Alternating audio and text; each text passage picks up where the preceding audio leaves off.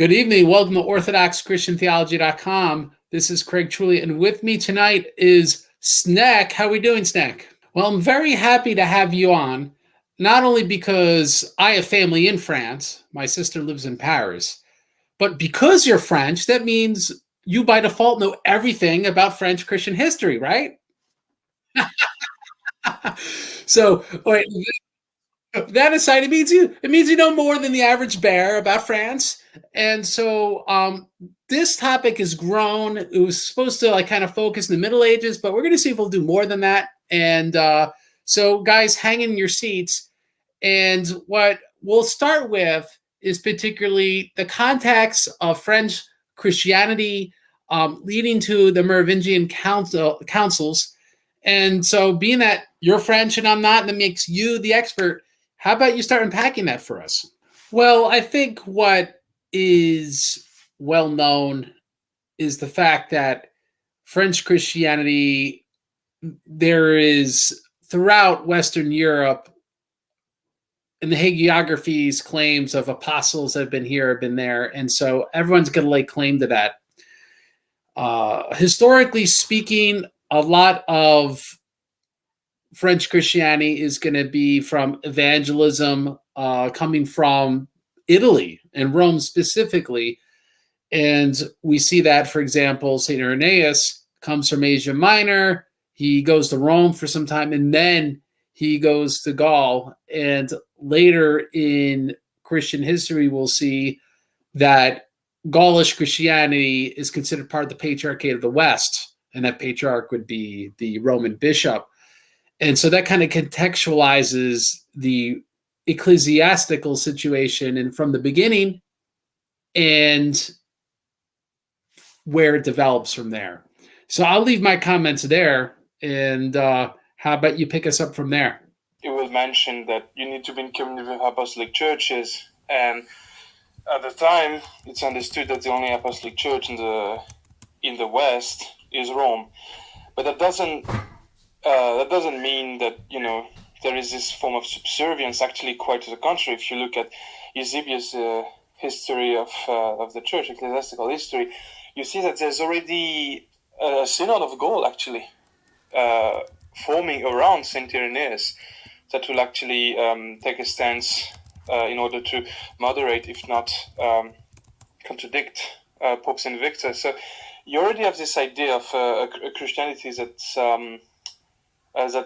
synodal, and that takes decisions for its own jurisdiction. And we'll see it's going to be a leitmotif of French politics for the Middle Ages and of the French Church that's linked to this geographical area. Something else that's important, historically, Christianity is also centered around the saints and justifies itself around saints. And there's been a lot of persecution, especially in the East, and that increased further quite tremendously. Meanwhile, the West was a bit more tame. There was persecution, of course. There were a lot of martyrs, but one of the only great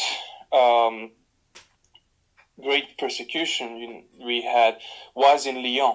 So it also makes this place a bit more central in France, and that's why we'll see that Lyon and later Vienne will have a sort of local primacy in terms of Christianity in Gaul. And I'm happy you brought... Oh, 1 second. I have to take off echo so that way Usenet come in better. And so anyway, that being said, I'm happy you brought up the issue of St. Pope Victor because we see that from that, even that early of a time, a French or Gaulish synod is weighing in on a topic and they could agree on, for example, the dating of Pascha, but then they disagree upon the capacity of the Roman bishop to excommunicate the Polycrates of Ephesus. And so we see early on that the churches in France were of international importance because when St. Irenaeus weighed in for their synod, it meant something and people paid attention. The only other thing I would add also is because there was less conversions to Christianity in the West and the East, that could affect outside of Rome itself the level of persecution. Just Christianity was not as much of a thing. It was not as much as a part of society that would have garnered this sort of attention. But I imagine what you're going to draw out is that there was a vibrant French Christian community. And so how about you bring us into that, and maybe as maybe a cutoff point, Saint Hilary of Arles, perhaps, because that's maybe the first time we see this real ecclesiastical friction between those in Gaul and the Patriarch of the West, Pope St. Leo. And let me just put off echo cancellation. So our audio issue today, thank you audience for your patience, will not be as profound. So here you are, Snack. Hello. So yeah, there are so many bishops that we can name, so many names that are ecumenically recognized. Saint Hilary of Poitiers, super important. Athanasius was exiled in some parts of France or Germany, Gaul. But yeah, there is this. I'm not that versed on Hilary of Ars, but Ars itself was very important in terms of the communities that grew, especially around what we'll call the Provençal school, Ars, Les Reims, which were monastic communities that drew heavy influences from Eastern monasticism, and that really were at the bulwark of the defense of a lot of Orthodox understanding of many dogma, namely in terms of justification, both against the Pelagian and in some form of hyper-Augustinianism. Is that what you're drawing at, or yeah? Well, you want to let's talk about that. Example? 1 second.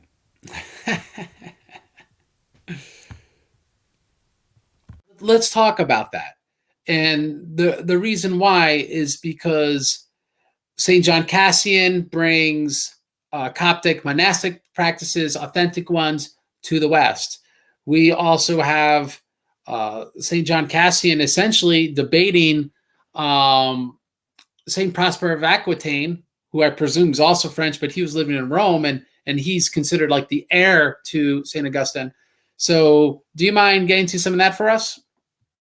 Yeah, sure. So you have these communities that were conflicting because there were some readings, and I'm not here to say Augustine was wrong. He's a saint, obviously. What I'm saying is that taking from some of his ideas and understanding that Augustine is someone who wrote a lot and who sometimes get his position a bit more strict or rigidified, depending on the kind of controversy he was in. There happened to be some versions of his teaching, especially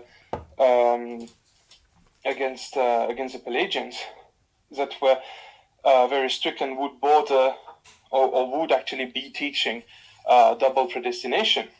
Now, I'm not saying that this is what Augustine said. I'm saying that this is something you can take from it. And it was in conflict with some of the emphasis you will find both in the East, but also in the West at that time, especially around Les Reims and in the Provençal school, that really stressed synergy, that was later qualified as semi-Pelagianism, or as St. Prosper of Aquitaine says, the ingratus, the people without grace, that the Orthodox saints such as Cassian were denying the importance and the prevalence of grace.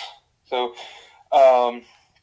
that's a very important question, and that's where this entire church, which gave us a lot of, not only Les Reims, the entirety of France actually, really took a stance against it. The famous treatise by St. Vincent of Les Reims, which actually happened a bit later, it's a treatise that's polemical against the introduction of new ideas. And among these ideas, there was this reading and you've got, of course, you got Hilary of Arles that took the same stance. You got Avitus of Vienne. So really, it was seen as an incursion of foreign dogma, both on Gallic soil, but also as a novelty, as something that wasn't understood. And I think there are ways to harmonize it. But at the time, it was a huge controversy in France, and it led to synods at the end between Saint Caesarius of Arles, who was also a very famous saint who wrote beautiful homilies, and we're going to mention him a bit later, and counter councils that will be mentioned by Saint Gregory of Tours. But originally, it was seen as an incursion on the French territory, and Saint Caesarius of Arles knew that he didn't have home turf advantage, and that's why he actually appealed to Rome to give some weight to his synod, the famous Synod of Orange. This whole controversy. And concerning the Second Council of Orange, leading up to that, like we were saying with St. Prosper Aquitaine, St. John Cassian, one thing I can't really fully wrap my mind around, and part of the reason is Contra Conferences 13 hasn't been translated into English yet. But that being said, is we have a saint who literally writes a book against another saint's book, which is very important. Anyone who's read Conference 13 knows it's an extremely important book. Yet we have another saint who wrote a book to refute it. And how are we to understand this? And so my question to you would be, did the Second Council of Orange sort of forge consensus that maybe they were speaking past each other? They were essentially, I don't think St. John Cassian was saying anything extreme, but was this sort of a moderation of some of the Augustinian ideas? How should we understand the Second Council of Orange? We can understand it as a moderation of what St. Augustine wrote, or at least some of the ideas. It would reject double predestination. It would be more mellowed. And even in some of the writings of Saint Proclus of Aquitaine. I forgot his name now. Yeah, but the saint from Aquitaine, you'll see that he actually sees that there's a good counter argument that you're going to destroy free will if you put too much emphasis on it. So I think that's the route that this synod took in Orange. I think that's I don't know if we can say that it's a midpoint, because it's true that Cassian is very synergistic, and I understand that some people may think that it's some form of semi-Pelagianism, even if the term was coined later. So yeah, I would say it's not purely Augustinian. So it's already an evolved form of it. Yeah, that's a good observation. Because long story short, Call the Nations, I think it was, that the bigger book, the one that he's actually famous for, St. Prosper Aquitaine, is already considered to be more of a moderate book. And so it makes sense that once people have really wrapped their minds around what St. Augustine was talking about and what St. John Cassian was talking about, that they forged this consensus. And so this obviously is the soteriological debates in France at this time. Is there any relevant ecclesiastical debates that you think are worth bringing up? There's going to be some, but in the context of the state. But largely, there's only from the entire Merovingian period. So after the fall of the Roman Empire, there's only been two synods that had the dogmatic reach. Who took over France at this time? Excuse me? Who took over France at this time? The Franks? Which German tribes? The Franks, the Merovingian dynasty. Actually, they didn't quite hold the south yet. So the south was still part of this Roman sphere of influence. The empire that was collapsing slowly. So it was more tied to it. So that's why St. Caesarius of Arles, for example, appealed to Rome. And Rome was very happy about that. And he was granted the title that originally, of the Primate of the Gaul, which usually would be held by the See of Lyon or the See of Vienne. But this influence actually dwindled as soon as the region of Provence was taken over by the Franks. It didn't last very long. St. Caesarius was the only one to really bring this importance to Rome at this specific point, and it didn't really outlive him past a few of his successes and past the conquest. So the Merovingian councils themselves are not really concerned with theology. This is one of the two that you will find in the collections of the Merovingian council that's really concerned with theology. And I know that from the Roman Catholic perspective, it's the Pope signed it. It's dogmatic. I don't really know how much.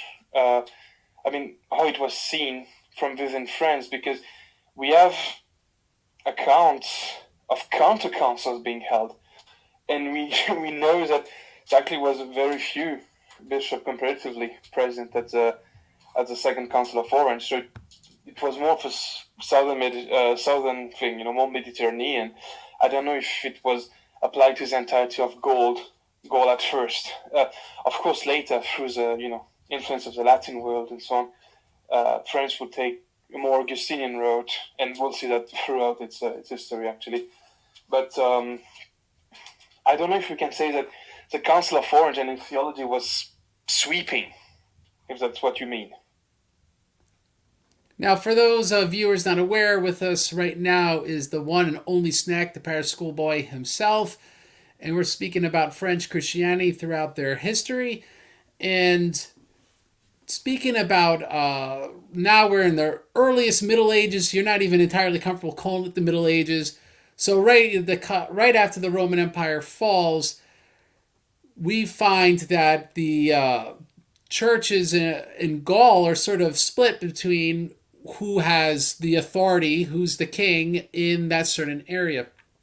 And so within that context, would it be true to say, Snack, that the Bishop of Rome, being the Patriarch of West, would be essentially a political player, and then people would try to put him on their side and play that against each other? And what examples of that would you find during the Merovingian period? So the Merovingian period is a bit special. I'm going to have to talk about the kings. I'm going to have to make an introduction. Go right ahead. So originally, the barbarians invading the West would take over, and they couldn't let an aristocracy, a Roman aristocracy there, obviously. So they would usually be happy becoming Christian and install clergy that would take the administrative role. And that's what you largely see in France, is that everything related to the nobility, to the military, would be taken over by Franks, and everything related to civil administration would be taken over by Romans, but under the guise of the church. And that's especially, if you read the sermons of Saint Caesarius of Arles, you'll see that. That's quite clear. The bishop starts to take a full-on civil administration role. And that's the start of this sort of links between the state and the church in France. So that's from the very beginning. And a way the kings could maintain their autonomy vis-a-vis the Byzantine Empire, because the Roman Empire that remained in the East, was to become Arian, to not be subjected to Orthodox or Catholic Christianity, depending on where you stand on this, to not become Nicene, but to become Arians, because that allows you to not be seen as a vassal. And that's where France becomes super important, is that it's conquered by a pagan people, the Franks, pagan Germanic, and the legend says, and for us French, it's the start of our history. It's the start of the history of our state. That there was a battle between Clovis and the Franks. So Clovis, the leader of the Franks, and the Alamans. And Clovis, making political alliances, was married to Saint Clotilda. And he was losing this battle. And during this battle that he was losing, he prayed to God and he said, well, if I win, I'm going to convert. I'm going to convert all my people. And so that's the legend of the baptism of Clovis, which we believe is actual history. It's tied to the life of our saints. Saint Clotilde, Saint Remy of France, who is the bishop who baptized Clovis, are saints in the Orthodox Church, and there is a huge devotion to them in France, actually. So you have this idea of this miraculous conversion. And the chroniclers, the first things they do is that they compare the baptism of Clovis to the baptism of Constantine. So there's this idea of integrating oneself with this Christianity that exists in the East as well, to become Nicene, to become Catholic, to be part of this universal thing. And that's a first for barbarian people. So everything you'll need to look at during the Merovingian period needs to be looked at through these lenses. The king is especially important, and we'll see that most of the councils from the Merovingian era, it's about civil administration. It's about giving bishops autonomy. It's about letting synods do their things, consolidate the role of the metropolitan. It's exactly what you have in the East, actually. And for example, I've been reading, compte rendu on the history of the Merovingian councils, and at the end of the day, they're forced to say, well, it's very local. It's almost Caesaropapism. It's despite the king not making judgments in terms of dogma, and then we'll cover that. So it's this form of symphonia, actually. From a Catholic perspective, it's already Gallicanism. It's already what's going to be condemned in Vatican I later on. But I can even recommend you the book. It's wonderful. It's only in French, but it's from Odette Pontal, and it covers all the Merovingian councils, and ultimately she's forced to admit, well, it's already Gallicanism, and the entire Gallican church, later the Gallican tradition in France, will take from this, because it's their heritage, and it's our heritage as well as Orthodox Christian in the West. And it's also yours. Now, were the Franks trying to subjugate the church in France? And what I mean by that is try to control who's elected bishop in a certain locale. And did this then create friction between bishops that were under the Franks and then Catholic Orthodox bishops in, let's say, Spain and Italy, places nearby? I would say that it's not a subjugation, and I think it's really easy to look at it and say, oh, look, they're not fully free, therefore it's subjugation. No, they had an important role in society, so it's normal that politics comes into play. And if we play this game, we're going to have to, throw the anathema on St. Ambrosius of Milan, for example. So I think it's not genuine to say this. Probably the most absolutist take you can find is from King Dagobert. And the King Dagobert actually says something very interesting. I mean, you're going to like it, about the election of bishops.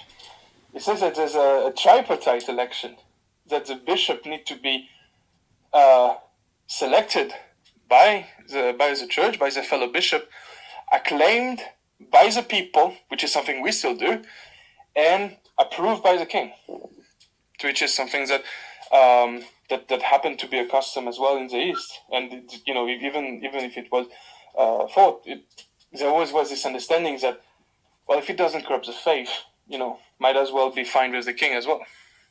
So it's very interesting. So I wouldn't call it subjugation, because it's part of one movement that wouldn't pit the church against the state, and wouldn't pit the people against any of them. Yeah, it seems And now to when it me. comes to It seems to me an adaptation of the Byzantine model, a conscious adaptation of the Byzantine model. Yeah, and that's why the great majority of all Merovingian councils, with the exception of two, one of them being the Council of Orange, and another one being a council that we're going to cover just a bit later, they're really dealing with Christianizing the population. They're dealing with adapting the Germanic customs, the new customs, and the old customs, and the Christian customs together in a way that fits, and organizing the church. And that starts from the beginning, because Clovis, so he converts in 496, and in 511, before his death, he convenes a Council of Orleans. And the Council of Orleans is already saying, hey, the bishops who have kids and so on, they can inherit. The church are exempt from taxes, but they also have to care for the people, so they have to take this social role. Basically, there was a social net, social security net, if you want to call it. The church took care of this when the budding Frankish state was installing itself. So it was important, and it's not just about power. It's also about looking after the people, converting the people, creating a place that is decent for Christians. There is also laws to forbid forced conversion as well. Some laws that would be seen as discriminatory, but at the time were aimed at the welfare of the Jews against the populace. So there was this idea of creating a real Christian nation building, with the church taking an important social role that the state could not yet take, and the king being a protector of all this. I wouldn't call it a subjugation, because that will imply that the king decides for the church, and we can see that it's not true, because it usually tries to not go against the church, and it absolutely does not touch on dogma. It does not influence dogma. Now, what kind of friction do these developments in France have with maybe the Lombards nearby, or even the Byzantines in Italy? So, in the beginning, the Merovingians, they see themselves as linked to the Byzantines, and for example, recent archaeological studies find that some members of Clovis's family were found with imperial regalia. But France also had this idea of being linked to, they still were conquerors, they still were kings, and the Merovingians were actually quite ruthless in terms of their conquest. If you look at we've got some famous anecdotes, but they were ruthless against some remnant Roman states, for example, in Soissons. And there was some friction in Italy with the Lombards, because the Lombards were slowly weakening, and there was this idea that France could take over some parts of Italy. And actually, I think there even were some battles between the Franks and the armies of Saint Justinian during the reconquest of Italy. So the idea of them having the same religion wasn't really at odds with classic politics and warfare and territorial expansion. And so the Merovingians were allied with the Visigoths? They would generally expand. They would be, I think, rather hostile to the non-Christian, to the Aryan barbarian tribes. It's a large period of history. I wouldn't be able to tell you. Okay. I don't know if you've researched anything on this. In terms of Spain, they didn't really go deep in Spain. And even in Spain, there was a lot of strife. There were kings that were switching for Arianism to Orthodoxy and back and forth. It's another history. I'm not that well versed in terms of Spanish history, but well, let's fast forward this. Southern France was Visigothic, but this influence was I mean, they didn't have any political influence after the Franks took over. Let's fast forward this to the end of the Byzantine Empire, in Italy, that is, and which is, I don't think people are aware, but there was the Byzantine Papacy, and so since Saint Justinian in the 500s reconquered Italy and reintegrated to the Roman Empire, they made Rome itself a duchy, and there would be a duke who rules Rome, and that duke would be a Byzantine politician. And so that Byzantine politician would think he's top dog in the city because he's essentially the duke of the city. And of course, the Bishop of Rome would say, no, I'm the most important guy here in that city. And so this obviously led to some interesting politics. Now, the relevance to this and French Christianity is that as Byzantine Empire started collapsing, what we find is that the Christians in Rome started to be able to flout the imperial policy of Constantinople simply because rules becoming increasingly tangential and tentative due to distance and the collapsing military situation for the Byzantines in Italy. Now, this reaches the point through the iconoclast controversy where the Bishop of Rome could essentially just ignore what's going on in Constantinople altogether. And as in response to that, Constantinople, the government then changes the jurisdiction of the Balkans and southern Italy and transfers that to Constantinople, the patriarchate from Rome.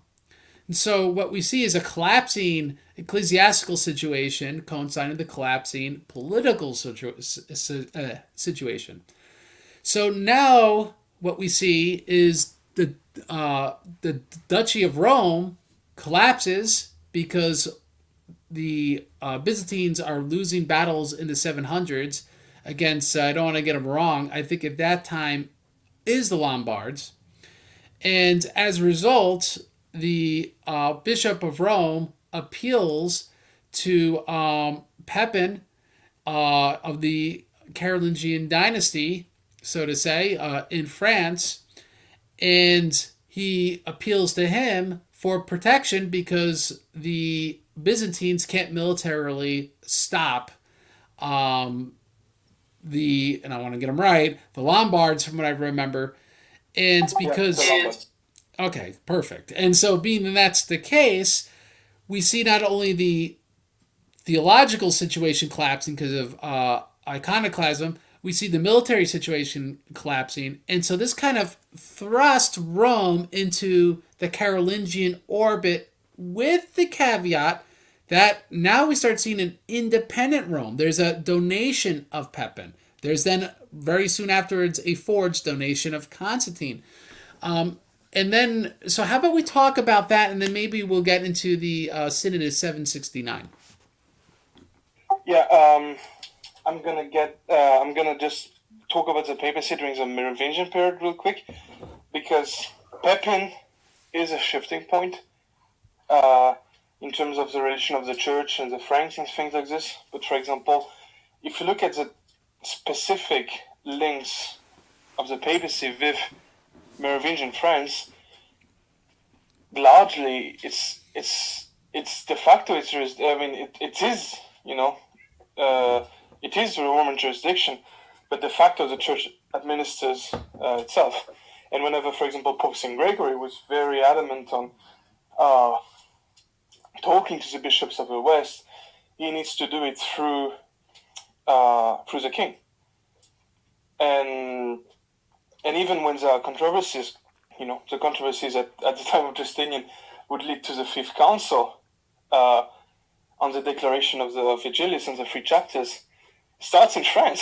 And they start to say, hey, something's wrong here in France. And they actually would not be happy with the decision of Vigilis ultimately, and there would be a short schism after that. So there was this idea that they would communicate to one another, but the French church was part of this network, of this constellation of Christian churches administered locally from France. Now with the Carolingian, something changes. Well, to understand that, you need to understand what the Carolingians are. The Merovingian dynasty, they are the old conquerors, they are the legitimate houses, but they are a bit laid back. So they would use, for example, prime ministers, which are called the mayor of the palace. And Pepin is one of these mayor of the palace, which is a hereditary position. And now Pepin wants to take over. And they're justified because there's a whole propaganda about the Merovingian kings being lazy, the lazy kings, we even call them, French history. And there was this legitimacy that he had to forward through military and through the church. Through military because it was related to Charles Martel, who stopped Islam at Poitiers, the Battle of Poitiers, and through religion because he also claimed to be descended from a very important early saint, to be descended from this bishop in Gaul. So Pepin takes over, and he wants to become king of the Franks. So he's a mayor of the palace, and he needs to legitimize his rule when he's ousting the Merovingian dynasty. And he does this by being the one and only French king to be crowned king of France in Rome, by giving territories to Rome. It's a donation of Pepin. That's where you have Rome and the papacy starting to exist as a state. But in Pepin's mind, it's a form of segregation. But that will never stop the Carolingian from feeding a lot of authority to the Pope. And a lot of these documents, that you'll see, the Symachian, the donation of Constantine and all this, it comes from France. Because the French, especially the Carolingian, they can also challenge the empire by putting Rome on a pedestal. And Pepin is a shift, but the real embodiment of this is obviously Charlemagne, his son. So Charlemagne, once he unifies his empire, he will take a very poor reading of the Seventh Ecumenical Council. At least we can say that, and he will basically support the iconoclast to oppose the Byzantine Empire, to delegitimize it at his court. You have him being described as, and that's actually from another book that's very interesting, but some people around the court of Charlemagne say that he is, that in the world there are three authorities. One is the head of the church, a pope in Rome. The second is a bishop of, emperor of Constantinople, and that Charlemagne is above both. So there is this actual Caesar papism that's going on in the West, and it does. And even though the Caroline book says a lot of things about Roman supremacy, some might even say infallibility, you can see that in the decisions of Charlemagne himself, he doesn't really care. And you actually you point this out greatly in your study of the letter of Adrian, that Charlemagne will oppose the Pope. Charlemagne will add things to the creed, despite the Pope not agreeing with it. Charlemagne will basically say that the Pope is a heretic for supporting the Seventh Council. So it's an ambiguous relationship, because the Pope legitimizes and makes Charlemagne stronger, but with the assumption that Charlemagne is above him and he controls him. And that's actual Caesar papacy, because it even touches dogma, it touches the icons, it touches the creed. Yeah, it reminds me of like a radio show when they have a guest on, and you always build up the guest. He's the biggest thing ever, because by doing that, you're building up the radio show, right? And so when you believe Rome's under your thumb, you could decide what's going on in Rome, and you're above him like the Carolingian Empire did, then why not build up Rome? Because it's going to cut down the Byzantines. It's going to cut down the Eastern churches. It's going to build you up because they're under your control. And this gets a lot into later controversies, but I think this may be a good segue to talk about the Synod of 769.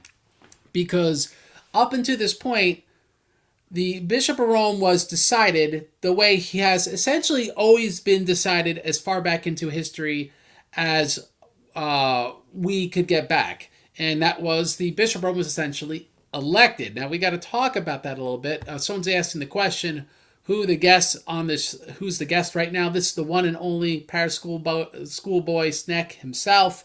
So that's the answer to that question. So that being said, what we have is that the Bishop of Rome was elected by the populace, and then the bishops would consecrate a new Bishop of Rome. And so obviously you get all sorts of controversies with anti-popes because, like, and this goes all the way back to Novatian, even St. Hippolytus. You would have one group of people want this guy, another group of people want that guy, and then they just find bishops that will ordain them, and then who really is the Bishop of Rome? I mean, people really don't know. And so, leading up until the end of the Byzantine papacy with the collapse of the Duchy of Rome, what we see is there was a guy named Constantine II who was pretty much forced into, well, not forced, he was elected by the people of Rome, quote unquote, but with, of course, the encouragement, I believe it was the Lombards, but it might have been some other group. The point is, some military power that wasn't the Carolingians that had put him there. And so he's Pope. He was elected by the people, properly ordained, I guess as much as the way popes have always been up to that point in time. It would be kind of hard to see how he's not really a pope. And so they start politically working against him. And here's what they found. They appealed to get bishops from France to look into the canons and find out how this guy, Constantine II, the anti-pope, was illegitimate. And what they found was, well, he was a layman. And a layman cannot be elevated to the bishopric, is what they found in their interpretations of their local canons. Now, in the Synod, there was debate because, of course, there were laymen that were elevated to the papacy, and this is why, which I cover in my debate with Mr. Lucautus, Dr. Lucautus, however you pronounce it, I'm sorry, that you find that there's this opposition from Rome over the elevation of Saint Tarisius to the episcopate of Constantinople, and later we see the same thing with the elevation of Photius to the episcopate of Constantinople. Well, why? Because Rome had a radical reform process in the Synod 769, where they said, well, you can't do that to laymen. And they said that, and they physically beat him and then excommunicated him. That's actually somewhat strange. You don't really flat out get beatings in Eastern councils, at least not the legitimate ones. And so they said, well, you can't do that with laymen, so that will fix with Constantine II why he's illegitimate. And to prevent this from happening again, the laity are now excluded from the election process. And as what we'll find out later, the investor controversy, they reformed this system yet again because of the way it could be manipulated by pretty much German princes. They will eventually reform this again, so then you have a College of Cardinals, which will then completely insulate the election of Pope from both the laity and also from political powers, because Rome, thanks to the donation of Pepin, becomes its own political power. And so it makes sense now that Rome is their own political power, that they could balance Byzantine power against Frankish power, that they want to make sure they can insulate who chooses their bishop. And that proves to be imperfect, but that's why we see this reformation in the election of Pope, and, or not reformation, but I guess this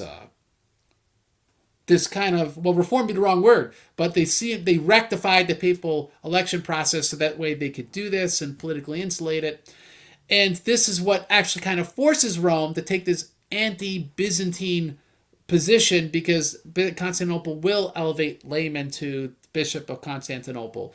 And what we'll prove to find in the next couple centuries is that the Bishop of Rome really has a lot of strings pulled, even though they're politically, theoretically independent of France, their strings are pulled from France. So now that I've made my comments, let me give the floor to you, Snack, as the expert in France, because you're actually French.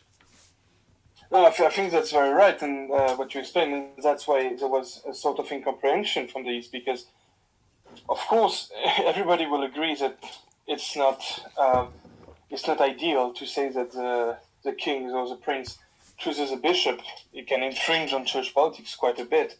But there always was this idea also that, well, if the people agrees, if the church agrees, it's fine to also, receive this title from the emperor, and that's what was done historically. And we can see that in France, with the letter of Dagobert saying that there needs to be this triple approval, which is very poetic in a sense. But you also see that when Saint Photius writes against the accusation, and he mentions, well, isn't what happened with Saint Ambrosius of Milan?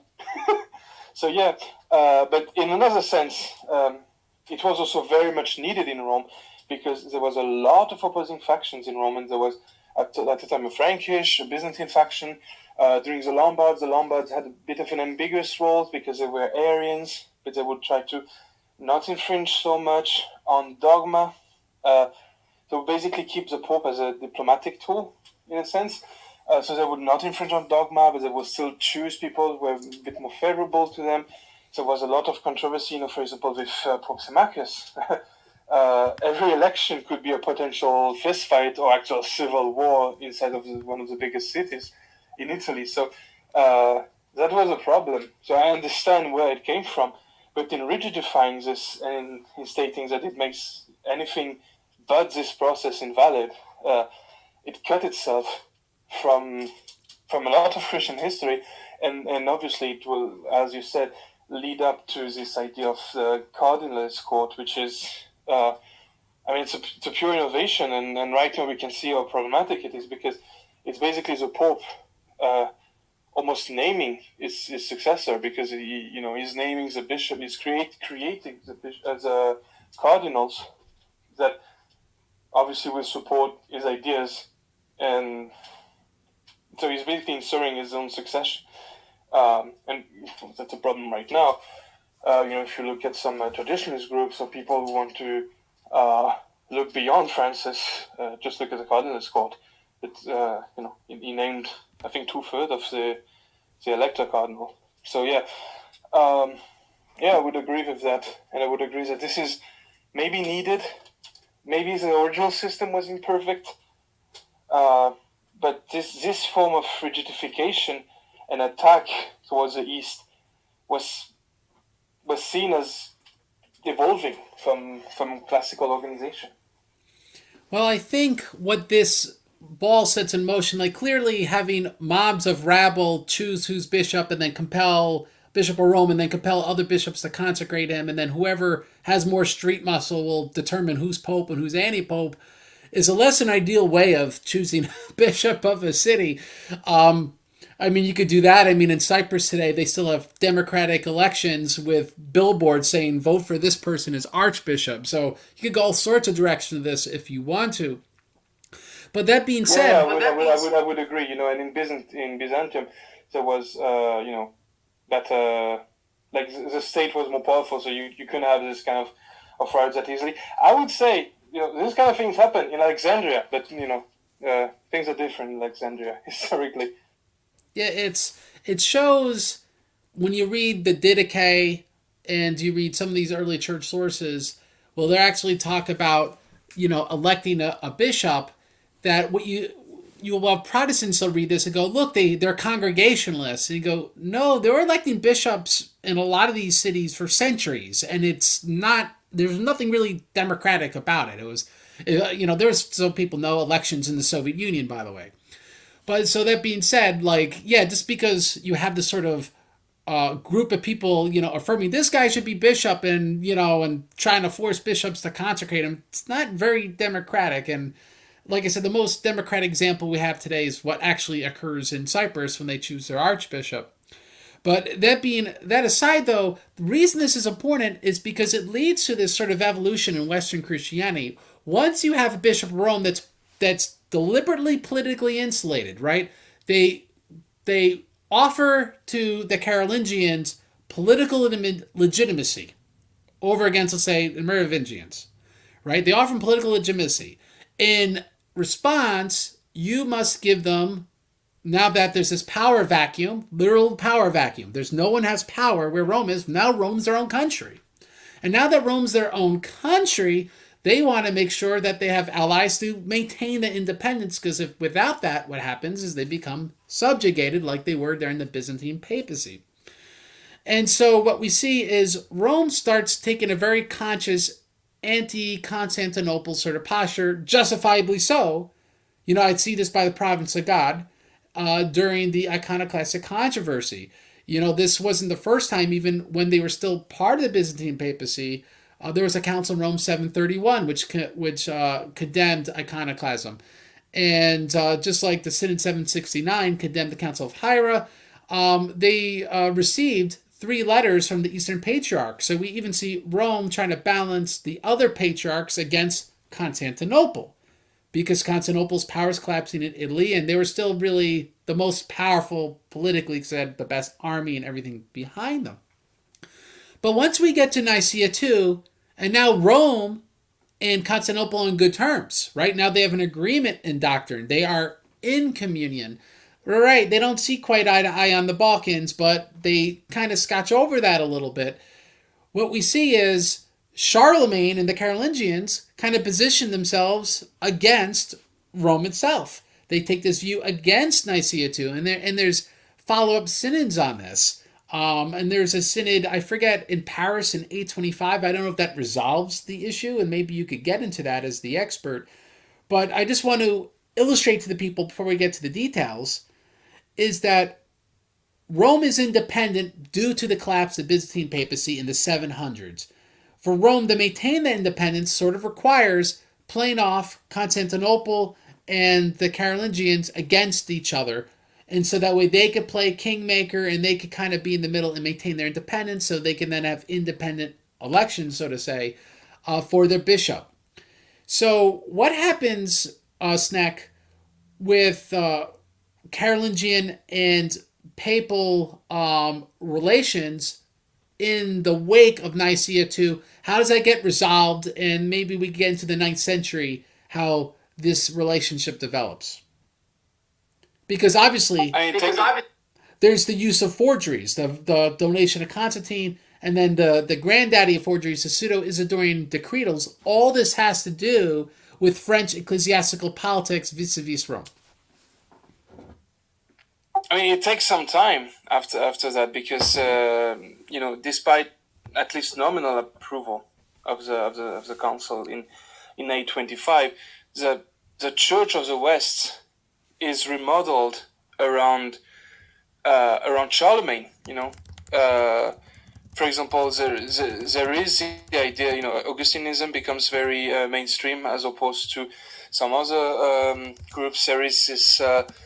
In terms of the monastic lives, the more Eastern monastic traditions get attacked, and you got the supremacy of the Benedictines at that time. So it takes time to resolve this, actually, and you can see that Rome, despite being propped up quite a bit, is not above Charlemagne, and is not above what will come of the Carolingians. Now you're saying in the wake of the Carolingians, in terms of the state, the Carolingian Empire was shortly divided between the grandsons of Charlemagne, and you've got the western part that will become France, and the eastern part that will become that will maintain the imperial title and become Germany. And you see 2 ways that this successor state look at the papacy. One being more Gallic, more French, in the sense that one will try to seek independence over time, and we're going to cover that with Gallicanism. And the other one is trying to subjugate the papacy, and that's when you have controversies that would actually lead to the schism. So you have the installation of German bishops, and you've got a lot of polemical works against the Byzantine to truly push the schism that was already well underway to the final break. So obviously it helped the papacy, but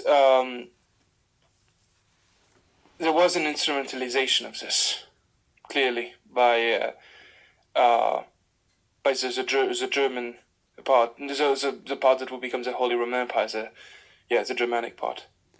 Now, why did Hincmar of Reims, or Reims rather, why did he kind of build up the papacy, and why did his sort of, him and his allies, not saying he himself wrote the Pseudo-Isidorean Decretals, but why was it so important to French ecclesiastical politics to forge these documents that made the Bishop of Rome have ecclesiastical prerogatives far beyond what anyone accepted?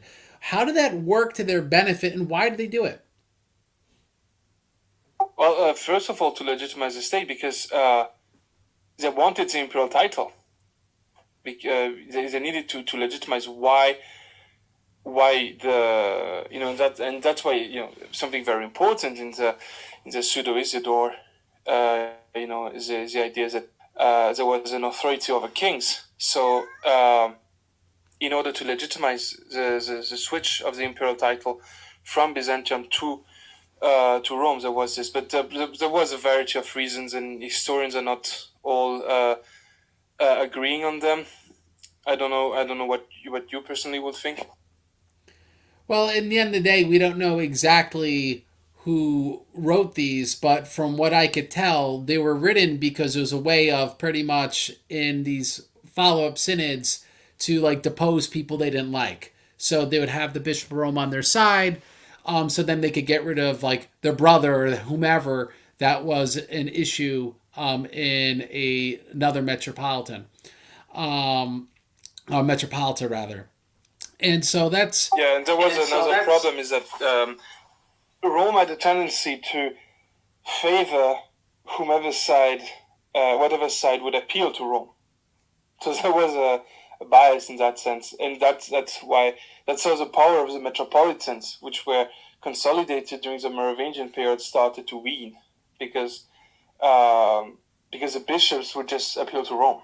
If I can interrupt, and Rome would. Because I think this makes your point, which is just like giving the Carolingians power, right? Giving Pepin power in exchange for more power in Rome, right? That worked politically. Well, all we're seeing is a continuation of that policy. And people seeking Roman support because it legitimizes them. And also because the Carolingian political situation was fragmented. I think there was 3 kingdoms at this time, and once the Carolingian Empire. That due to that, there would be, let's say, a synod in Duchy, I'm sure, which I'm pronouncing wrong, in 871, which will essentially say that the Pope could be corrected if he's incorrect, and that the bishops in France are essentially independent and do not need to appeal to Rome and have things taken care of Rome. People want more details. I have a whole huge article on this, so I'm just speaking from memory. But being that's the case, it makes sense if you are let's say, the ecclesiastical political enemy of the people that attended Duchy. Well, then what are you going to do? You're going to have a follow-up council that's going to say, well, they're wrong, right? I think that's Troye in 878, and that council is going to have absolute papal support, right? Because how are you going to legitimize that the other council's wrong? Well, this council now has papal support. And so it looks like Rome, it just keeps, like you say, favoring the side, which will grant them more authority. But as a result, it ends up subjugating them by the 10th century, by the 900s. Rome becomes subjugated by the Holy Roman Empire, and it will essentially then be subjugated again by the Normans. And that leads to the investiture controversy, because once you start favoring a side to give you power so often, right, you become dependent upon them, because that's how you get all your power. And I think this is the context behind the Photian Schism and the real divisions between East and West, is that the Western ecclesiology is literally this mutation created by this political situation specific to the West, while the Byzantine ecclesiology, Protestants would say, well, that's a mutation from the Roman Empire, but it's the one thing that East and West once all had in common. It's right. It's that same ecclesiology from pretty much the beginning of church history, which really kicks off after Constantine. But what we see in the West by the ninth century is this mutation of pretty much this French intervention. Now, that's not being French sounds kind of negative. So, how about you clarify or correct me, Snack, with any of those details, talking about perhaps the Photian schism and maybe taking us to really the investor controversy. I think it's pretty straightforward. That's what some Byzantine and some Orthodox polemists have called the Frankish thesis. That being subjugated, the papacy was weaponized, was fed authority, but only in as much as it was under the authority of the interest of the Holy Roman Empire or the Carolingian Empire. I don't know if there's a lot to say about this, because at this point, in terms of the relationship between the churches, you see that the first time it really becomes rabid when you look at the interaction between Nicholas I and Photius, when you see ultimately appeals of Byzantium to try to solve local problems, appeals to Rome, and just straight away using Rome using it as holding authority over Byzantium. So there is this idea of the papacy needs to subjugate a lot of things. You wouldn't really see that before. Before, there was always this sort of quiet carefulness in terms of the commune of the churches, in terms of churches needing to be in accord. And at the time of the Photian controversy, you see, I think Nicholas I is probably, so the Pope at the time, is probably the first one to proclaim himself as a Vatican I Pope, as almost infallible. Now, did the Frank believe that? I suppose not, considering their actions. But that's where you have the real consolidation and the point of non-return, and yes. it will lead to the Franks having so much power. Not the Franks at this point, the Germans more so. The Holy Roman Empire having so much power is that Rome understood that they were puppeted, because the German king would just, upon investiture, he would just walk down towards Italy, get his crown, install his favorite bishop as pope. That's just full-on subjugation. So that's what motivated, I believe, the investiture controversy, and then the installation of the cardinal, the court of cardinals. Yeah, I'm happy you brought that up, and sadly we don't have the time. We're already more than an hour in, and we want to talk about France. There's so much talk about how Nicholas and Anastasius the librarian literally were the inventors importing the Pseudo-Isidorean Decretals from France, and then using that instead of to deal with Western patriarchal issues, now actually throwing that in the noses of people in the East that never saw this stuff before and found it outrageous. If people want to go, well, how did schism start? It's because this sort of made-up idea that had to do with insulating the papacy, so that way they get a political independence, now was used as a means for ecclesiastical advantage. And then they started using it against the East, which they'd never seen these canons and these things before, and they knew it was absolutely ridiculous. But it makes sense, being that this is the trajectory, that this will eventually evolve to the point where then there's the investiture controversy, and then you get the Hildebrandian reforms. Well, now we have a College of Cardinals, and that's where you really just get a papacy that's just nothing like what existed before. The way it's elected, Now that it really can't be puppetized by a foreign power because the way it's who actually chooses the Bishop of Rome is chosen by Bishop of Rome and not by a king, and there's no real election from bishops. It's the bishops that are chosen by the Pope that elect him. And so it's very smart if you look at the political situation. There's no doubt about that.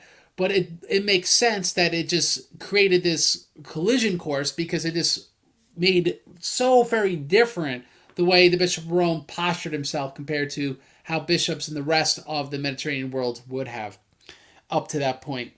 Now, that being said, we see there's this sort of German domination. Then you have the Normans come in and dominate Italy. The Normans, when I think of them, you think of Vikings. I mean, there's a Normandy in France, obviously. Is this another period of a sort of French domination? Would you not consider it as such? And how has that then become the Crusades? I wouldn't say that the Normans are strictly French. I would say that, I mean, they established, themselves in Sicily, in southern Italy. I wouldn't say that they were strictly French. They understood themselves as being the inheritor of obviously something of the Western Christian culture, but they still were Normans in a sense. So I wouldn't say that it's strictly French, but yeah, you see conflicts at first and then agreements between the Normans installing themselves in southern Italy and the Papacy, and I think there was some proto-crusades because the papacy would sort of enable some raids or some taking over of parts of the Byzantine Empire by the Norman, or at least trying to take them over. I wouldn't link it directly to the crusade, but I would say that maybe there was some start of it. I wouldn't call it strictly French. I don't know if that would be in the scope of this discussion. Yeah, to piggyback, that also includes attacks on Moorish Sicily at that time, which the Normans eventually conquered when they'd start granting indulgences. And I have a whole massive article in this, which really shows that the rise of indulgence theology was a way of Rome consolidating power, circumventing pretty much the local bishop and the local confessor who would otherwise give penances. Well, why do that when the Bishop of Rome could give an indulgence and then you don't need the penances anymore? So, that being said, it's what role then does France have in the Crusades? Because it kind of gets kicked off by Norman mercenaries and Norman machinations in Italy and Norman machinations in the Balkans. Then how does France become involved in these Crusades? How do these European powers all really join together pretty much under the banner of Roman Catholicism and do this? Could you give us some insight on that? The Crusades started in the Council of Clermont, so the Pope was actually trying to sell this idea, and from the papal perspective, there was an idea of, we're going to give a hand to the Byzantines, and they would, maybe try to form a union with us again. But there was also something with regards to of course, papal theology and the Western nobility, because it was an opportunity for this Western nobility that was fighting against one another, constantly entering in wars between Christians, between Catholics at that time, because it's post-schism, to sort of be canalized into actually pushing back, into opening ways for pilgrims, into reconquering land for the broader Christianity, and it's linked, as you said, to indulgence theology, because there was this idea that it was an armed pilgrimage. The idea of a crusade was only categorized a bit later, but there was this idea that you're doing this for the good of your soul. You're helping Christians, and you're also doing a pilgrimage. And actually, some of the leaders of the crusade actually already went to Jerusalem and did the whole way as pilgrims beforehand. Only this time they would do it with weapons. Now, yeah, that being said, we see that the French began making crusader kingdoms, right? They knew their way around because they're right. They went on pilgrimage before it was a war. And when there's a war, they start making these crusader kingdoms, and it makes sense. I had to spend all this money and sent my soldiers conquering Antioch, conquering Tyre, conquering wherever, right? Jerusalem. I'm not going to just let back the Byzantine bishop who's going to be becoming the Constantinopolitan politics, right? I'm going to put in a bishop that I choose, a Latin bishop who's becoming to me in my military power. And that obviously now works again in Rome's favor because you need their legitimacy to put that bishop there and be communion with him. And so you kind of see this continuation of increasing papal authority in exchange for these political considerations where they really have no business having their nose there, for so to say. And so it's right this continuation what we see from the 8th century. Do you have any just comments on French in the Levant? Yeah, I mean, there was this flourishing culture. Of course, the first historical contact between the Maronites who came back to community with Rome because they were originally, I think, Monophilites or Monophysites. So that's why France still has a lot of cultural ties to Lebanon. And there was the installation of French nobility. The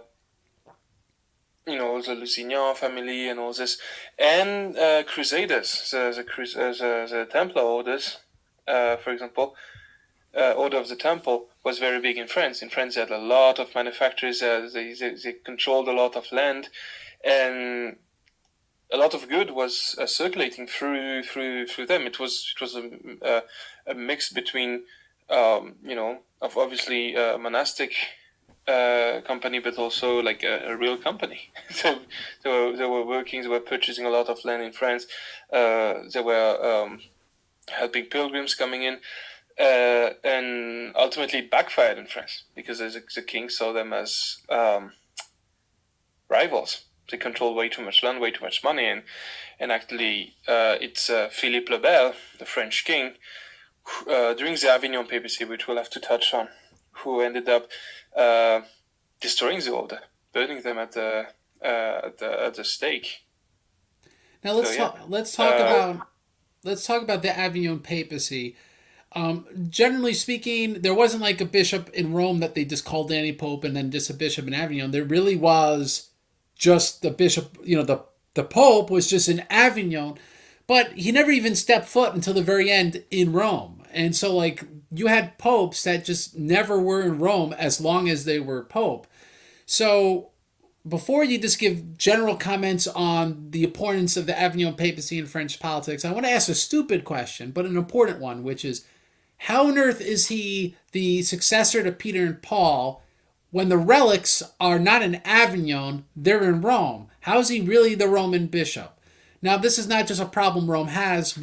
Every patriarchate has had some sort of captivity. Jerusalem was in Alia. The bishop of Antioch is in Damascus. The bishop of Constantinople was in Nicaea. The bishop of Alexandria was in Constantinople. So all the pentarchies had these sort of what's that word I just used? These captivities where they're somewhere else. But was this an issue for the Bishop of Rome? Like, how did people just take it? All right, yeah, he's successor of Peter, but he's in Avignon, France. Like, what's the deal with that?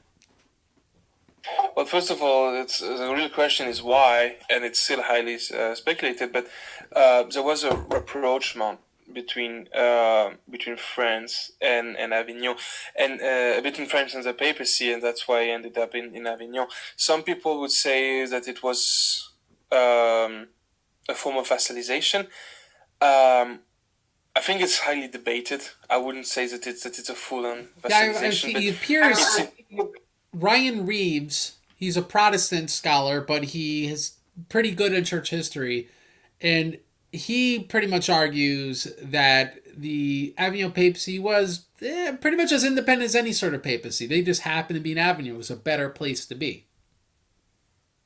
Yeah, it's a way to be more, to have to be closer to France, to enjoy protection. Also considering that northern Italy was at the time controlled by the Holy Roman Emperor, there was a lot of conflict. Um, I think it's a bit. Many people would just jump and say, "Oh, they were basically a French puppet." I think it's a caricature. It's a bit more nuanced than this, but I would say that in terms of the power of the papacy, it could be considered a form of flow because there was a lot of contact with the French. And for example, the papacy didn't like to canonize kings as saints, as you would usually see in the Merovingian period, in the pre-schism West or in the East.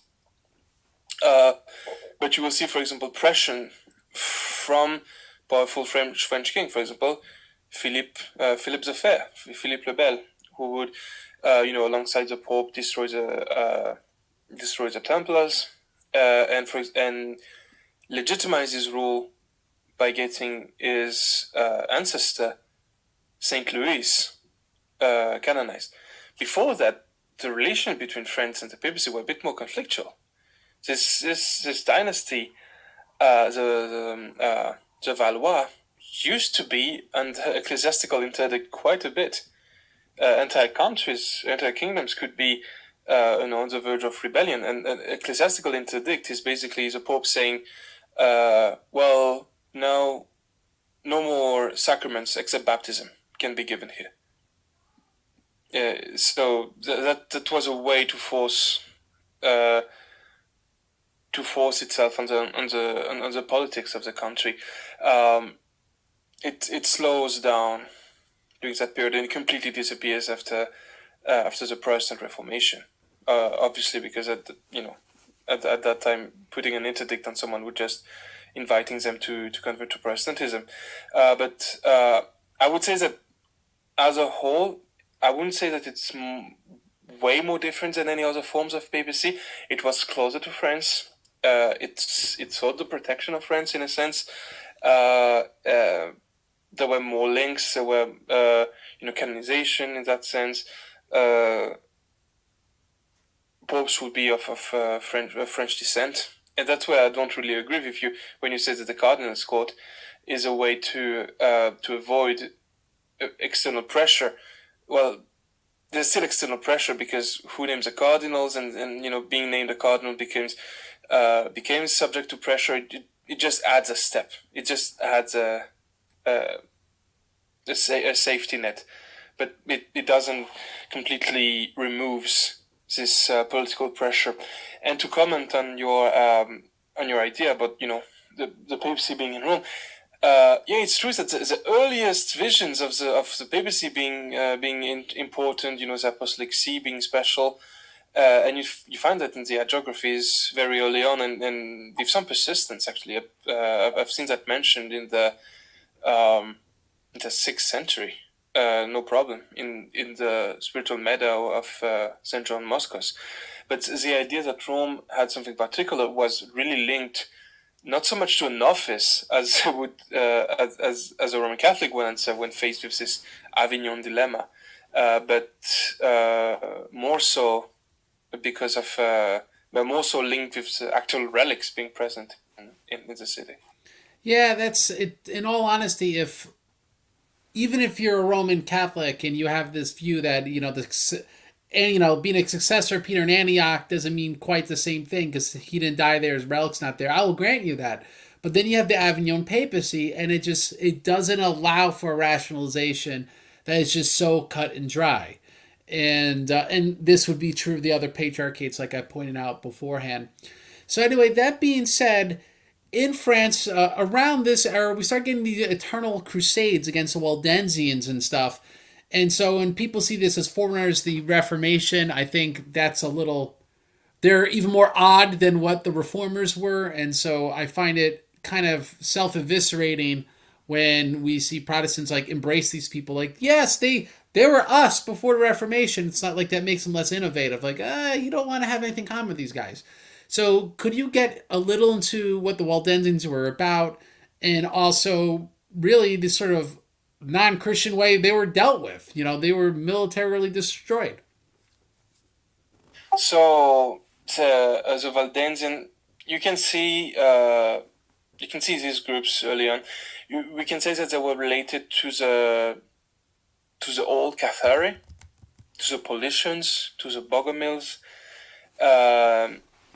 Basically, they were Gnostics in the sense that they would generally have a distaste for the body. So, we don't know that much about them because so much was destroyed. But we would associate them with generally being Gnostic, thinking that the body would be bad, being obligate vegetarians, just the classic things that you already see being condemned as far back as the Council of Gangra in the 4th century. And why was it popular in France? So that's where historiography is a bit nuanced on this. They were not really all wearing sackcloth and just being weirdo Gnostics. It was appealing to the nobility because it allowed the nobility to get closer to the people without a lot of French interference, and at times where the French kingdom could be very small or very decentralized, it was a way for the dukes, the lords, to establish a de facto independence, and that's when the papacy and the French kingdom went hand in hand, because for the papacy it was a way to bring back Catholicism into the lands, and for the French king it was a way to take back control of the land. So in that time you've got this real some people call it Augustinian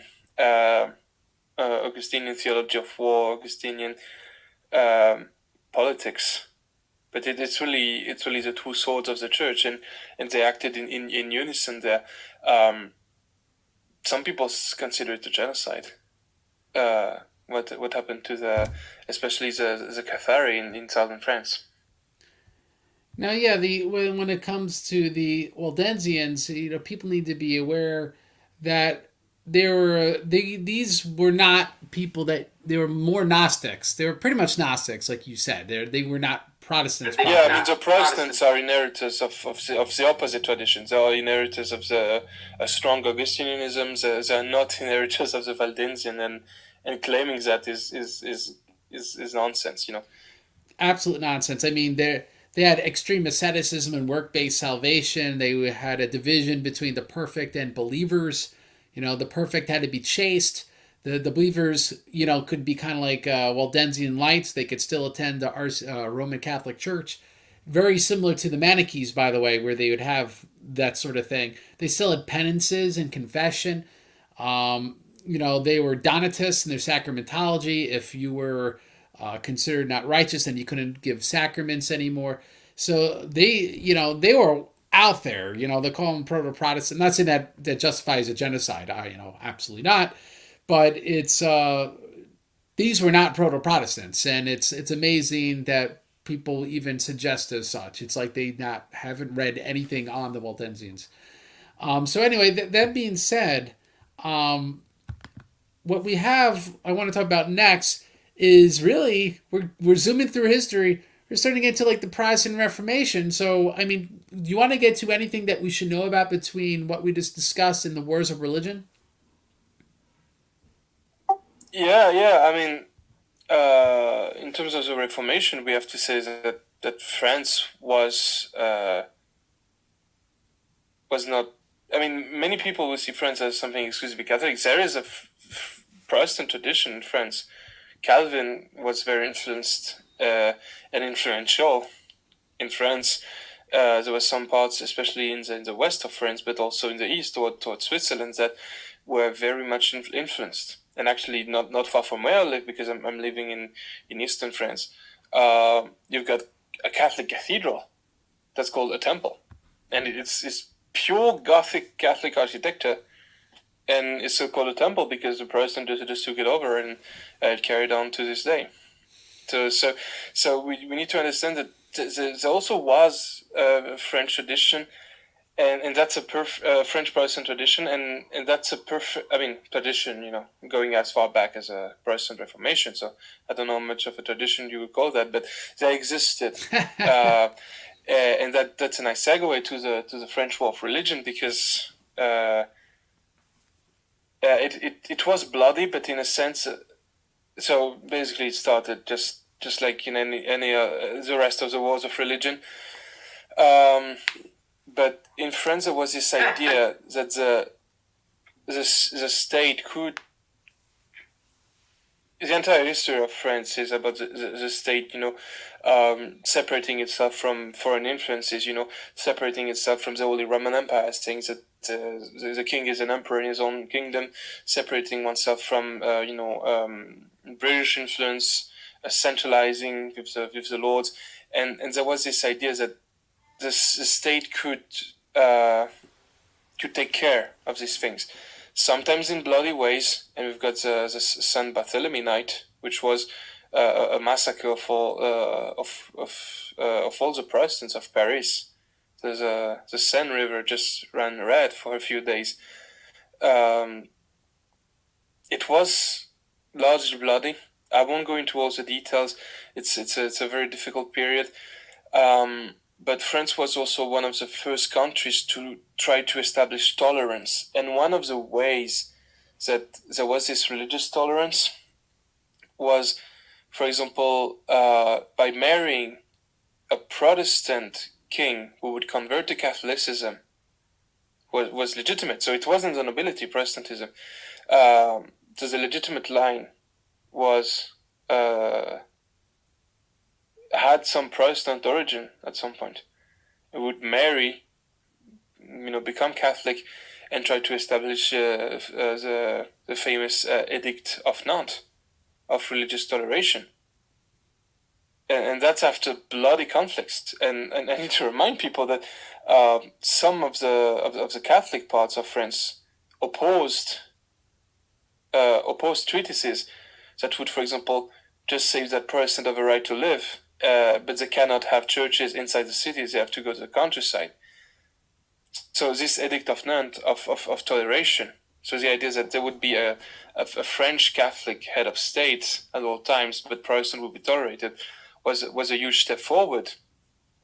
And that's where things went even worse, because the kings who would defend this, Henry III and Henry IV, would get assassinated by Catholics. So many people, when they look at the history of France, they will say that France is historically Catholic at absolutely all times, and that the bad revolutionaries assassinated the kings. But if you look at the French kings that were assassinated, only two of them were real assassination, and both of them were by Catholics. Now the question, I think one was a monk, and another one was so Henry III was assassinated by the monk, and Henry IV was assassinated by a man called Ravaillac, who was very much a Catholic. And in that sense, we can see a link between this and, for example, the calls there were to kill English kings at the time of the establishment of the Church of England. So there was this idea within the state that we have to maintain this peace, we have to maintain this Edict of Nantes by protecting the king. And that's when you have this form of Gallicanism that starts to establish itself, pushing back some Jesuit influence, pushing back the papacy. Bellarmine and a lot of Jesuit works, there was a council in Paris that was convened, I think it's 1646, that actually ended up burning works from Bellarmine, works from the pro-papal apologists. And in order to defend French unity from the wars of religion just rekindling, they established the king as this sacred figure. And actually, in all towns, there needed to be a post saying that the king is a statue of God. Just like we would say that there is in the Byzantine Empire, the emperor would be a reflection or an icon in this form, sort of this church, this was transposed, basically saying that the king is a statue of God Himself. So that's when you have this idea of absolute divine rules that starts growing up. It's originally from it's an incentive from the French clergy to prevent a war, a new war of religion, by protecting the king. From themselves. That's a lot to unpack. From themselves, right? Like they're from Catholic zealots that want to kill the king that would have and especially foreign ones, because at the time, the French were really concerned about the growth of the Jesuits. The Academy of Paris was opposed to them quite a bit, and later, there are movements later that would even fight against some form of scholasticism by creating an Augustinian renewal. that's super interesting. And these movements would be very close to the French kings. They would have this king as a form of divine figures. There was this idea that the king could cure ailments, that the people with diseased people would just come meet the king, and being touched by the king could heal you, just like touching Christ. So it was a way for the state and the king and the French church as well to defend itself, and that's what we call Gallicanism. And in that sense, many people compared it to, or even called it, a French Anglicanism, and it's not that wrong. It's just in communion with Rome. Yeah, it's in the American context, if anyone's paid attention in 10th grade, it's called absolute monarchy. That's the monkier we use in American schools for this, because the English had this and the French had this, and they pretty much don't teach you about anyone else. They say, yeah, Russia sort of had it with Catherine and Peter the Great. They're sort of strong and stuff. But really, this is like you said, it's a French Anglicanism in communion with Rome, which gives all these prerogatives to the French monarch. But obviously, this doesn't persist.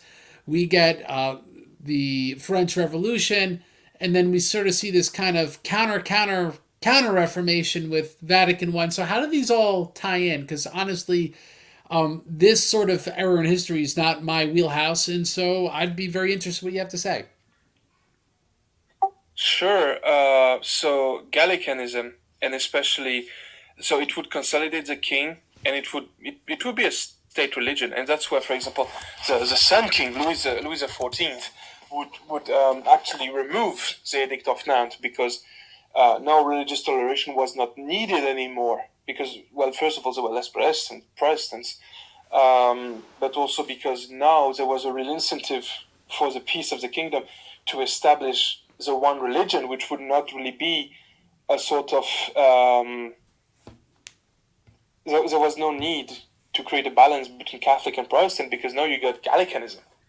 And the Gallicans took a lot of inspiration from the Gallican councils, from the Merovingian councils that we mentioned before, and they would try to establish their own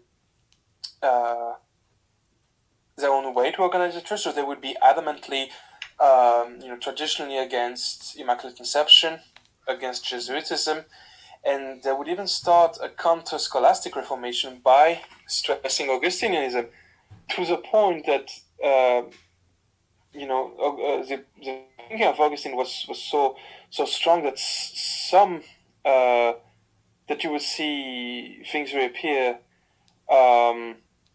such as double predestination. For example, from Jansenists. Yeah. So the Jansenists were very, very popular. I think we even believe that some kings adhered to it.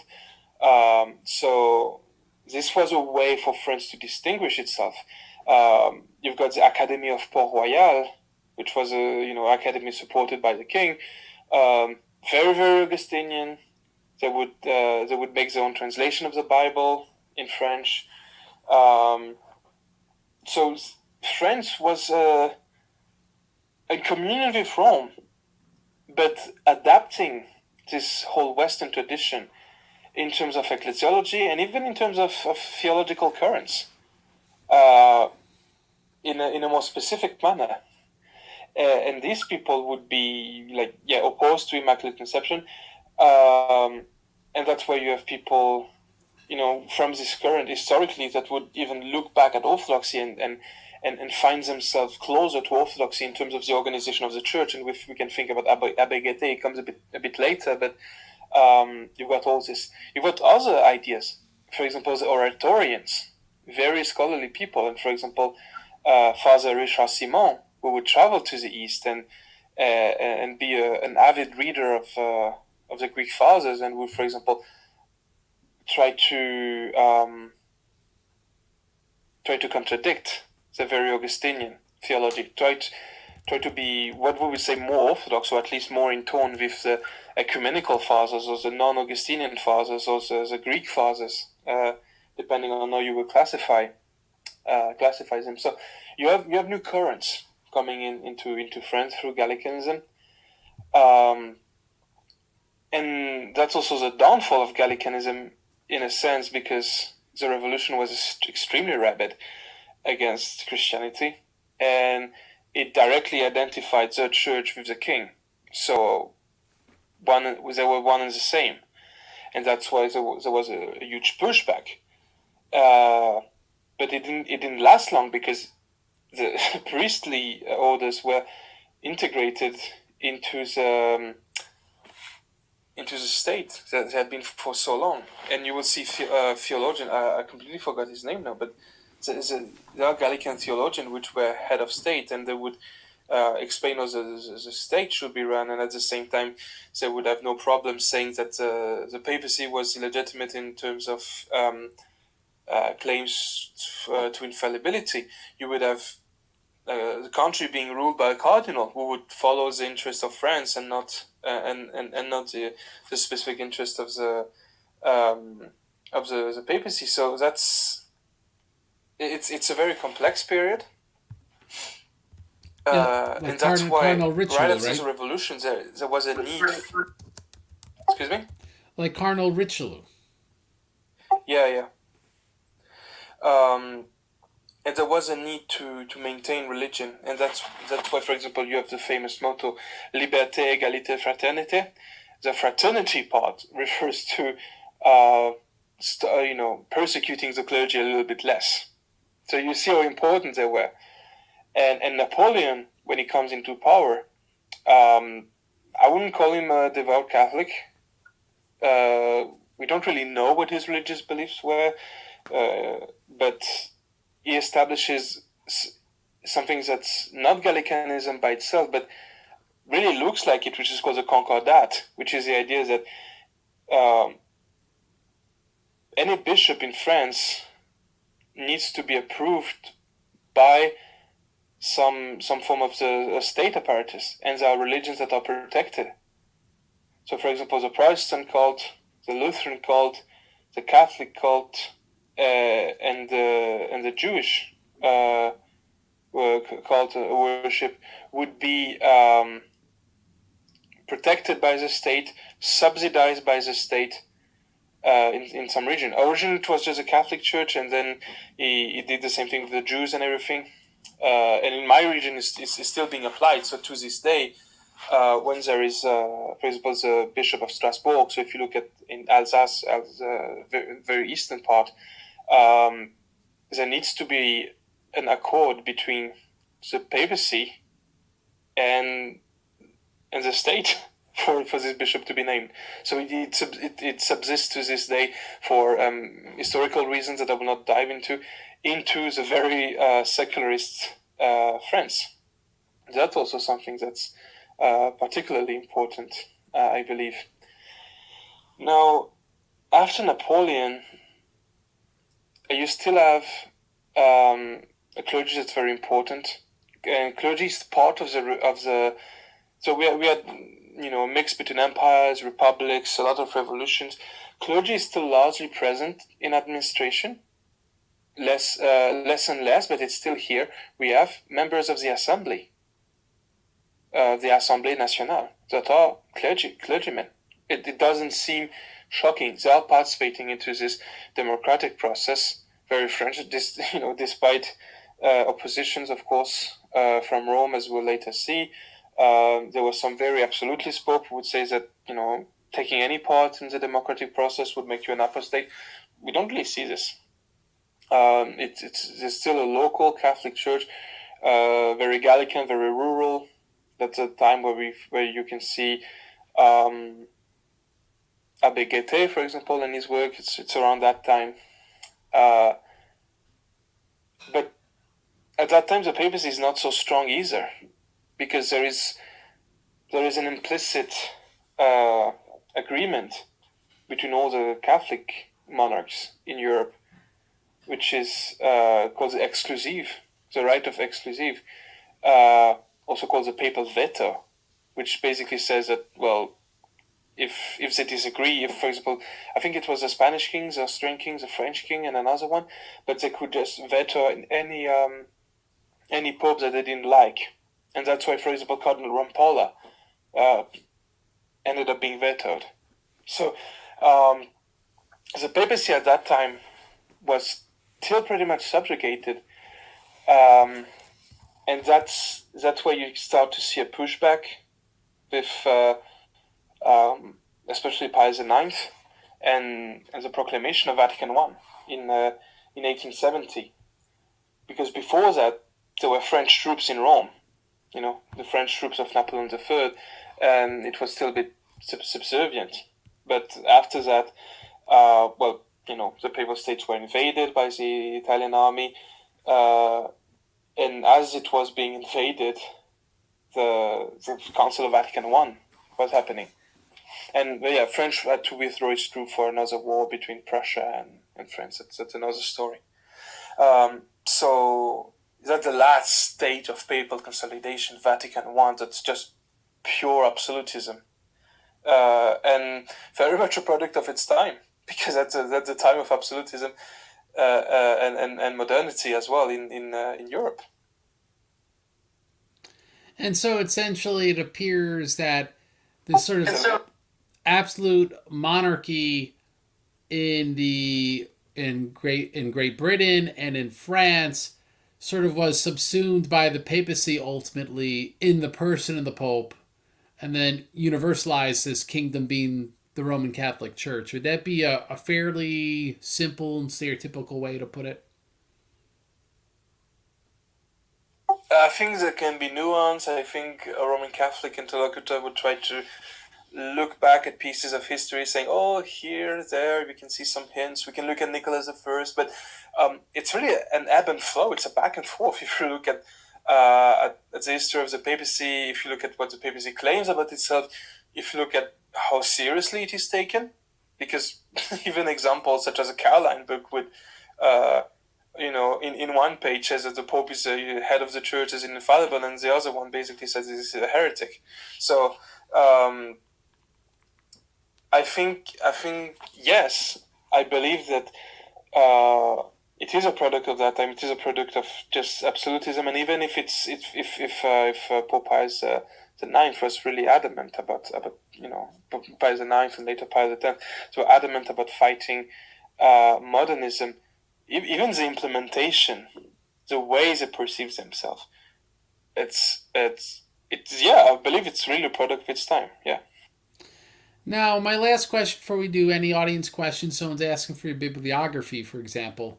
But let me ask this. What is the future of Christianity in France? A very secular society. You're Orthodox, so is Orthodoxy on the rise? Could you tell us maybe about the future of Christianity in France?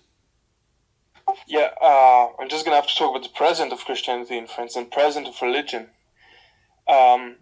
France has become secular, which is terrifying because I've been talking about a country that for hundreds of years, more than a millennium, had an administrative class that was very influenced by clergy. But the thing is, the secularists, because of Vatican I in 1870, And because of the super absolutist declaration, which, for example, says that any member of laity is bound by discipline to obey the orders of the Pope, it just gave the secularist a casus belli against the Catholic Church and against religion, because strictly following Vatican I would make you a de facto traitor, possibly. Or at least it would bound you to another head of state. And that's why a mere 35 years later, in a country that's been historically Roman Catholic or Gallican, call it whatever you want, in a country that's been historically tied in terms of administration with local clergy, we passed some of the harshest secularization law ever. And we have this French secularism, which is not the same as the Anglo-Saxon one, which is way harsher. It's about complete neutrality in the public space. We're having discussion every year about whether or not we can have a nativity scene being seen publicly. That's where we're at right now because of this law. And I'm not saying, I'm saying that the problem with Vatican I is that it justifies this law. So that's the one thing people need to understand, is that this form of absolutism, it was so far removed from French tradition that it removed religion from the public space altogether, at least in the law. And that creates a weird French identity, which is historically very Christian, but politically and juridically and in terms of the law, very anti-Christian. Or at least asking for Christianity to not be seen as a public space, or at least to not be public not be public at all. So that's what we have right now, and the problem is we live in a time where the world is, despite atheism rising, there is also new religious pushes. I think that mainstream Christianity as a whole in France, except for some Protestant, would be backing off. Maybe there would be a more traditionalist push, because it's a bit of a French and American thing in terms of the Roman Catholics, the SSPX and everything, but Francis is probably going to take care of that. And Islam is rising as well. And I think that Orthodoxy is in a weird spot, because we have a French Orthodox tradition. A lot of the White Russians came to France. There is a real idea of the School of Paris. The French were really, French Orthodox thinkers were really adamant on, for example, refuting some ideas of Bulgakov's, sophiology. One of the most famous dogmatics was originally written in French by Losky, and it influenced the theology of even saints. This emphasis on Gregory Palamas, the experiential God, new liturgical studies, essence energy distinction. You will see that in Demetrius Stanilo, soon to be Saint Justin Popovich, and I think that France already is crucial to Orthodoxy, and I think that it's developing in great part because people can see their histories, they can see something authentic, they can look at their history, of the first French king, of Clovis, who was a Christian, see his baptism, see the rites, see this historical Christianity that has been here, which is local, synodal, part of a constellation of beautiful churches. That is very French, very, but also that has ties to the entire world, to these different cultures, and I think that this is a role Orthodoxy has to take in France, and we are seeing increase, especially in locals. So it's depending on the jurisdiction, and I'm not going to dive into the French jurisdictions, but there is a renewal, and I can see around myself more and more locals, young people being interested, people who want to look at traditional forms of Christianity, at ecclesiology that is maybe less easy to understand, but less flawed in terms of being decentralized, having less problems. I think that makes people hope for Orthodoxy in France. Probably not as a majority religion, obviously, but as something that can maintain itself, as something that has roots. We have cults of saints. We have local saints. We have relics. We have monasteries flourishing. Yeah. Well, Sneck, I mean, this has been absolutely great to go through 2,000 years of French history in less than 2 hours. I know we can only scratch the surface. I mean, I could be getting into Philip Pétain and the sort of pseudo Roman Catholic revival in Vichy France. There's so many directions we could go. But I think that's a good way to end it because it gives us some hope for the future and return of orthodoxy in France. Now, so and I'll do a few audience questions. We'll do three of them.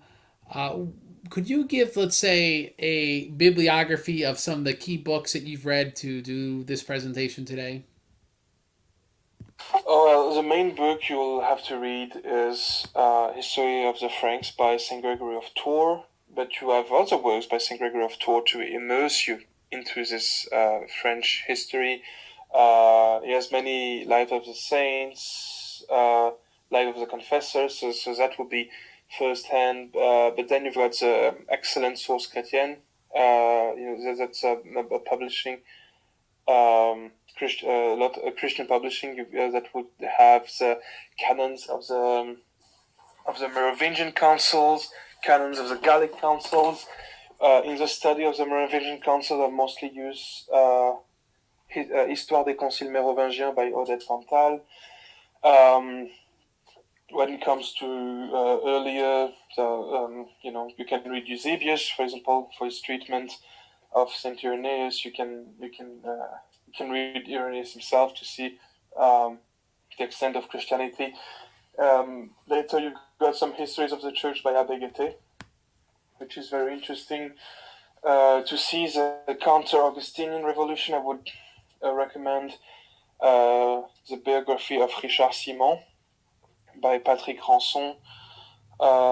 Really good. There's a variety of books you can dive into. And then you've got some general histories that you will find in English as well. I'm mostly using French stuff, obviously. So yeah, there's a variety of books, and especially the new studies, the ones that are,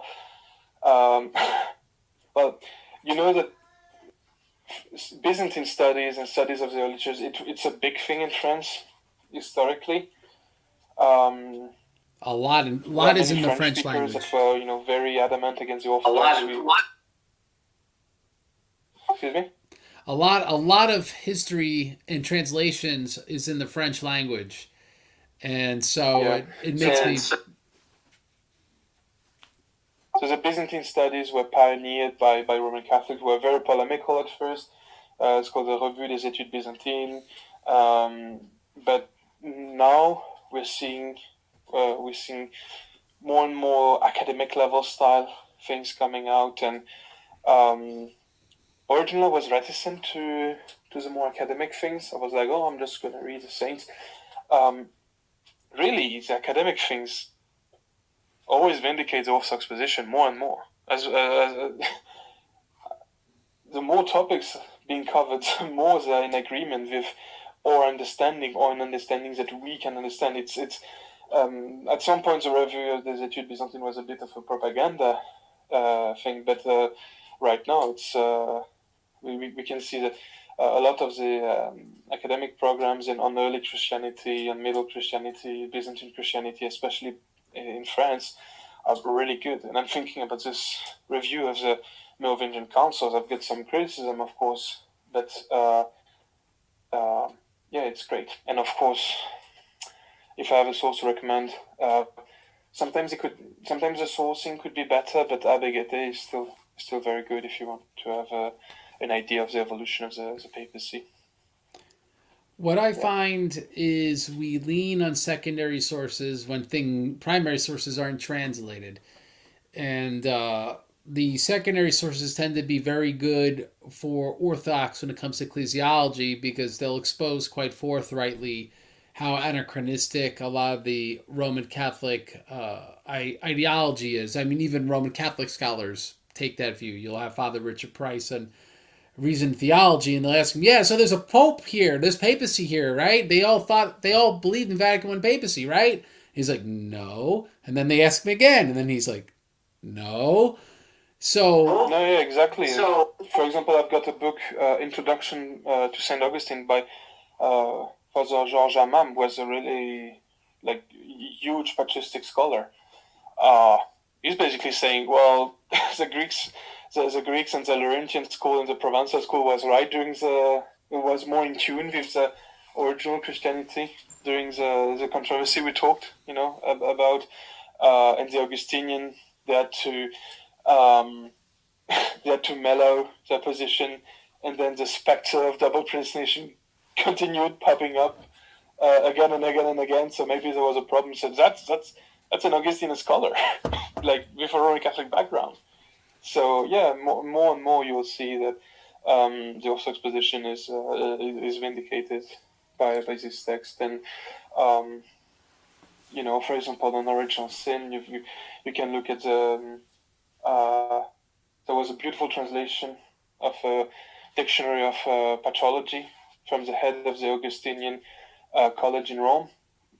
Just states the Orthodox position, because why? It's patristic, because it's from the 1st to the 8th century, so it's all position. So that, simple as. yeah, it's the main problem with scholarship is that it undercuts the saints. It treats them as simpletons of the past, oftentimes, and so that's why, just for viewers, I'm just speaking generally, that you can't just pick up, oh, it's from Oxford University Press, and then just say, yep, everything is going to be right or something like that. We need to primarily read the saints, but it is interesting when you get into some of these more narrow topics and things aren't translated, that a lot of scholars, being honest, are going to say, yeah, obviously the Orthodox ecclesiology is more authentic to what the original was, and these later Western developments are innovations. That being said, I got this question: what pre-schism French saints are notable in their silence on papal supremacy? And he uses as an example Saint Patrick's confessions do not even once mention Rome. So, is there anything that comes to mind, Snack? I mean, I've mentioned, Irony of Lyons, when he mentions Rome, and when you put it into context, actually a great counter argument. But for example, you even have Saint Avitus of Vienne, who would say things about the See of Jerusalem that, if he was saying this about the See of Rome, we wouldn't hear the end of it today. He said that there's a See of Jerusalem as a primacy. It's just like the other writers, I believe. But the French tradition will also will mention Rome, because there is this idea that the original evangelization started from Rome, because it's a one apostolic see in the West. So, in order to say that the evangelization of the French land were apostolic, you've got Rome being present. But really, when it's mentioned, it's rarely mentioned as where you would find Roman Catholics saying that it's universal, supreme, and all this. It's often mentioned in passing. It's pretty much absent from the Merovingian councils, except the Council of Orange. That would be a great argument from silence, actually. Now, the final question we'll take today before we do plugs and some comments from good old Kek. He asked several questions, but we only have time for this one. Is there any other example of a church like the Papal States that attained political/state power? First, before saying this, I would have to say that I believe that this would be a form of direct theocracy, and I think that would contradict the canons. Especially, I think there's a canon in the Council of Chalcedon which states that a bishop cannot be a civil servant because you shouldn't serve two masters and all that. So I would say that I think that canonically it would be heavily discouraged, and I think that that's why you wouldn't see it in the East, but also because the East didn't crumble as fast, and there was not really a vacuum. There were other states, eating the East. Even the Mongols in Russia, the Turks in Greece and and the Balkans. So I would say generally no, with some notable exceptions. For example, the Prince Bishopric of Zara in modern day Montenegro, where there was a Christian rebellion, and they asked for the bishop to take power, and he basically was a prince bishop. So that would be an exception. It didn't last very long. I think there was also a prime minister of Cyprus that was elected. A prime minister of Cyprus that was a bishop. A president, I don't exactly remember how it works. But I would say that these are relatively rare examples, and they are taken in times of dire need. Usually they would give the power back to, civil authorities quite quick. At least in both these cases, you even have, for example, Saint Sava of Serbia, who would literally write the code of law of the Serbian state and then give the power to his brother to become a bishop. So I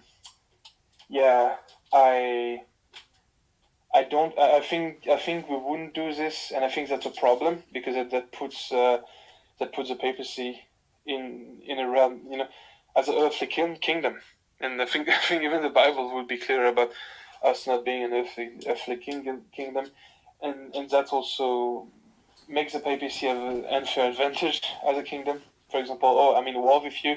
No, you're excommunicated. Just give me the land, or no, you are under interdict. And that's what happened in Italy, and that's also was a catalyst for the Protestant Reformation. So I think that's bad. Yeah, there's been definitely bishops that like in I think it was Bulgaria, in Cyprus, that like literally become rulers of the country. That's rare, like you point out, but it has happened, especially fairly recently in the early mid 20th century. But what we don't have is where they're actually a country per se. I guess like Mount Athos in some respects is kind of treated like that, but in reality, they're part of Greece. They just sort of like figure out their own thing there. But they bring in Greek police and stuff like that when they need them, and when they have certain issues with schismatics and whatnot. Those things are dealt with in Greek courts. So let's just be honest, they're part of Greece. So there really just is an example of an Orthodox theocracy, and the state really is the church, like the Vatican. So that would be. The first patriarch of Romania was also prime minister. Okay, so that's and he says that's a no, and I just point out in reality, there's canonical issues with it. And the reality of church history is not everyone always follows the canons, and we should follow those canons. They're there for a reason. Now, before we do plugs, I just want to give people a short church update and current events. And there is still, I know people got bored and now they're worried about baseball or whatever else is happening now, but it's still a war in Ukraine, and the Church of Ukraine, the canonical church under Metropolitan Onufry, is in some dire straits. Fox News had an article where around the 150 parishes are changing over to the schismatic Orthodox Church, Ukrainian Orthodox Church that's in communion with Constantinople. And I'm sharing on screen from the Greek City Times. It's pretty much just a Greek online news website, an article, and it's about Ukrainian nationalists seize Moscow Patriarch churches. And I just want to read a little bit from it so people understand what's going on, how this invasion from Russia is really hurting Moscow Patriarch churches, not because they wanted to, but it's created this ultra-nationalist whiplash in Western Ukraine. And so we need to be doing prostrations and praying for the Christians in Ukraine and for a peaceful settlement to this war. So I'll just start reading, and it's on screen. The Ukrainian parliament submitted a bill to ban the Ukrainian Orthodox Church Moscow Patriarchate, as it is a structure, and quote, working for the enemy, end quote. The bill would allow the Ukrainian state to confiscate the property of the Ukrainian Orthodox Church Moscow Patriarchate, effectively expanding the Ukrainian-Russian conflict to the spiritual battlefield. Although this is the latest move against the canonical Orthodox Church, which began long before the 2014 Maidan coup, provocations from the Ecumenical Patriarchate of Constantinople and Istanbul noticeably intensified afterwards. However, what makes the proposed bill even more baffling is the fact that the persecutors ignore that a significant part of the UOC Moscow Patriarchate's clergy expressed loyalty to Kiev, and even larger part took a position of neutrality. This is unsurprising, though, as post-Maidan Ukraine has embarked on a human rights-breaking ultra-nationalistic campaign of Ukrainianization, meaning like they make Russian illegal and they've been seizing churches, which now this article will talk about. In the village of Vernokia, Ivano-Frankivsk Oblast in western Ukraine, I'm not going to name the church. This church was captured by a Ukrainian ultranationalist. The local administration, having closed the church, expressed its intention to transfer it to the Schismatic Church of Ukraine, OCU. The OCU was granted the Tomos autocephaly from the Moscow Patriarchate by the Ecumenical Patriarch of Constantinople on January 5th, 2019. Despite major opposition from the Greek Orthodox Church of Antioch, the Serbian Orthodox Church, the Romanian Orthodox Church, and the Polish Orthodox Church. Although the Ecumenical Patriarchate of Constantinople has long been struggling against the false claims that Moscow's Third Roman successor, Greek-speaking Eastern Roman Empire, this rivalry and struggle has mostly been reduced to a spiritual battle for influence over global Christian orthodoxy. However, the granting of Tomos to the OCU was a major escalation that has instigated on the whims of NATO rather than supposedly correcting historical injustice, thus bringing the Constantinople-Moscow spiritual rivalry into today's global geopolitics. Ecumenical Patriarch Bartholomew of Constantinople does not hide away from serving the interests of NATO rather than orthodoxy. Take, for example, that he said just before the Turkish military invaded northern Syria, quote, "We pray that the Turkish armed forces will achieve success, and Operation Olive Branch will bring peace to the area as its name promises." Now, just as an aside, the article's not saying this. This is me talking. This is why when Patriarch Kirill of Moscow prayed for Russia's victory, at least Russia's an Orthodox country. Patriarch Bartholomew prayed for the victory of the Turkish army against a government in Syria which was protecting Orthodox Christians. So these are the things you don't hear about commonly in the news, but here it is in this Greek City Times, this Greek news website. Not only did Operation Olive Branch lead to war crimes, ethnic cleansing, and refugees, but an ancient Christian heritage site in northeastern Syria was damaged by the Turkish air raids. The bomb site has many Eastern Roman churches and monasteries, including Julianus Church, which is one of the oldest Christian churches in the world, built at the end of the 4th century. With Patriarch Bartholomew offering prayers to an army that cleansed northern Syria of many Christians and attacked ancient churches, it is unsurprising that he has remained silent as Ukrainian nationalists illegally take property belonging to the UOC Moscow Patriarchate. In this way, Patriarch Bartholomew is motivated by serving Western interests rather than global orthodoxy. Armed Ukrainian bandits also recently captured the abbot of the Trinity Dukansky Monastery in the Ivano-Frankivsk Diocese, Archimandrite Titus, together with his clergymen. The priests were then released, but ordered to leave the region. In addition, Zinovy Adranovich, the mayor of Naverna municipality, threatened to confiscate property belonging to citizens who, under the conditions of the closure of churches, rent premises to the parishioners of the Moscow Patriarchate for worship. So guys, we're seeing outright persecution of canonical Orthodox churches in Western Ukraine due to the course of events this war has set, and due to Zelensky now being wed to these people. These are just some of the events, the article says, occurring in Western Ukraine. However, it is not just reduced to this region, as the neo-Nazi Azov Battalion has been engaging in similar actions in the port city of Mariupol. The priest of the local Holy Trinity Church in Mariupol has said that he and other ministers of the diocese were actually taken hostage by the neo-Nazis, who stated that in Ukraine there is only one true national church, the OCU, that's the Schismatics. The neo-Nazis' looting of Mariupol's churches was covered in the French conservative Catholic publication Les Salons Beige, but completely ignored by Patriarch Bartholomew. Yet again, Patriarch Bartholomew also remained silent when the Ukrainian military considered churches in Donbass to be legitimate military targets. Again, when is this in the news you guys are getting? At the same time, the Azov Battalion uses churches as hideouts. It was recently unveiled that foreign mercenaries from the Forward Observation Group, who together with their Ukrainian comrades, Western Ukrainians, hid in churches and fired at Russian forces in the hope of provoking return fire to fabricate accusations of Russia targeting churches. Now, this doesn't mean Russia doesn't commit any war crimes or whatnot. We're talking about these churches, all right?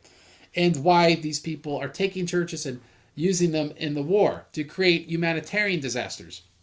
Along with the illegal confiscation of property and attempts to provoke Russian forces to fire on holy sites, public figures close to the UOC Moscow Patriarchate are also being targeted. The Security Service of Ukraine arrested the writers Alexander Karavan and Dmitry Skavorodtsov, and even the well-known journalist and artist Yan Taksher, who is not only suffering terminally with cancer, but is denied hospitalization and basic medical care. So again, Ukraine is not a democracy. They're arresting journalists. They're making it illegal to be political parties that are Russian when there's Russian minorities in Ukraine. They're trying to make illegal, literally illegal, the canonical Orthodox Church in Ukraine. So this is not democratic. This is a totalitarian government, just like Putin's. Nonetheless, despite Ukrainian nationalists having the courage to illegally confiscate property, it is worth mentioning that the schismatic Metropolitan Epiphanius of Kiev and all Ukraine, Dumenko, immediately after the beginning of the Russian military operation, fled to Greece, right, because he's brave, where he withdrew his considerable capital. Now he defends Ukraine from afar and makes belligerent statements such as, killing Russian occupiers is not a sin. By the way, I think that's a misquote, just so you know. On the website Spiritual Front of Ukraine, which is close to the OCU, that's a schismatic church, they call on the authorities to send all the bishops of the canonical Orthodox Church to prison for 12 to 15 years for collaborationism. Under such conditions, the silent rivalry between Constantinople and Moscow has come to the forefront in Ukraine now. Not only did Constantinople instigate a schism in Orthodoxy by granting autocephaly, and now remains silent as Ukrainian thugs continue to legally confiscate property belonging to the canonical Orthodox Church in Ukraine, the Moscow Patriarchate. So the reason I wanted to read this whole thing is because people are trying to pick sides. I'm pro-Russia. I'm pro the West or whatever. I'm pro-Ukraine. And the reality is, who's caught in the middle are the faithful Orthodox Christians, canonical Ukrainian Orthodox Church. This is my opinion, not necessarily Sneck's, by the way. I'll give Sneck an opinion that... I actually agree. And there's one thing I realized, that demons love Lent. You know, because that's when there's always something crazy happening during Lent. Personally, internationally, you're always going to have trouble during this time. And there's a reason why. Because it's the time where we need to be the most holy. If I have one thing to say is pray for these people. Yeah. Help as much as you can. But do not let this war enter your heart, because that's also a major concern. You know, it's a war of propaganda. It's a war of demoralization. It's happening in the West in terms of propaganda and demoralization. The physical fightings, the atrocities are happening in Ukraine, and we must not forget that. We must pray, and we must help to the best of our capability. But with all this picking side and being extra belligerent and falling for either side's propaganda, I think we have to take a step back and to have a proper Lent, to remember that there's a miracle at the end of this season, and we also need to have hope. And I'm saying that I'm from a Moscow Patriarchate church, and we pray every day for Ukraine, and we have specific liturgical services that are added, prayer for peace, which are patristic and beautiful and done by the people. And you have Westerners, Ukrainians, and Russian praying them side by side in fraternity, and that's true Christian fraternity. That's not petty squabblings. That we know more than ever. We need to be good Christians, and we need to not let this demoralization, these demons, touch us, especially not at this time of year.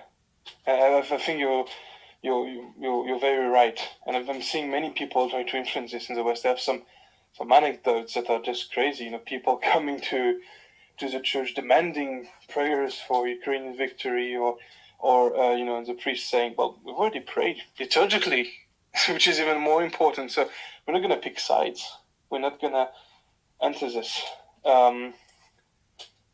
We even have a French minister basically saying that Orthodox churches need to be watched carefully because they're afraid of attacks from Orthodox people against other or against government facilities. That's crazy. I mean, especially during Ramadan, to just point the finger at Orthodox Christians.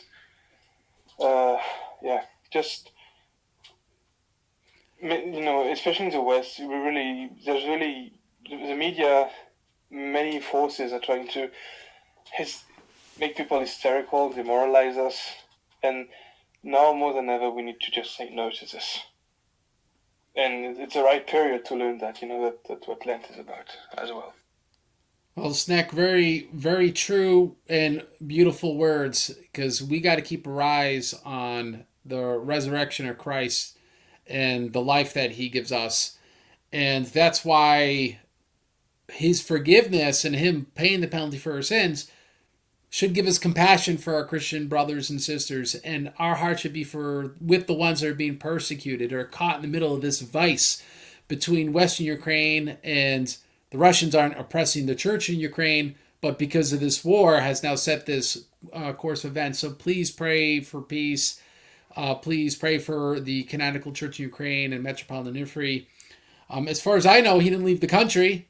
All news is pretty much cut off, so who knows? God willing, he's still alive. Who knows? But that being said, I got two special plugs today. The first plug I'll have is for the Father Daniel Syzoyev Benevolent Fund. It's stickied up in the chat section, and it's also in the info box below. And the reason why is just like the churches in Cambodia that are cut off from a lot of Russian donors, because Russia being cut off from the global economic system, and no workarounds have been figured out yet.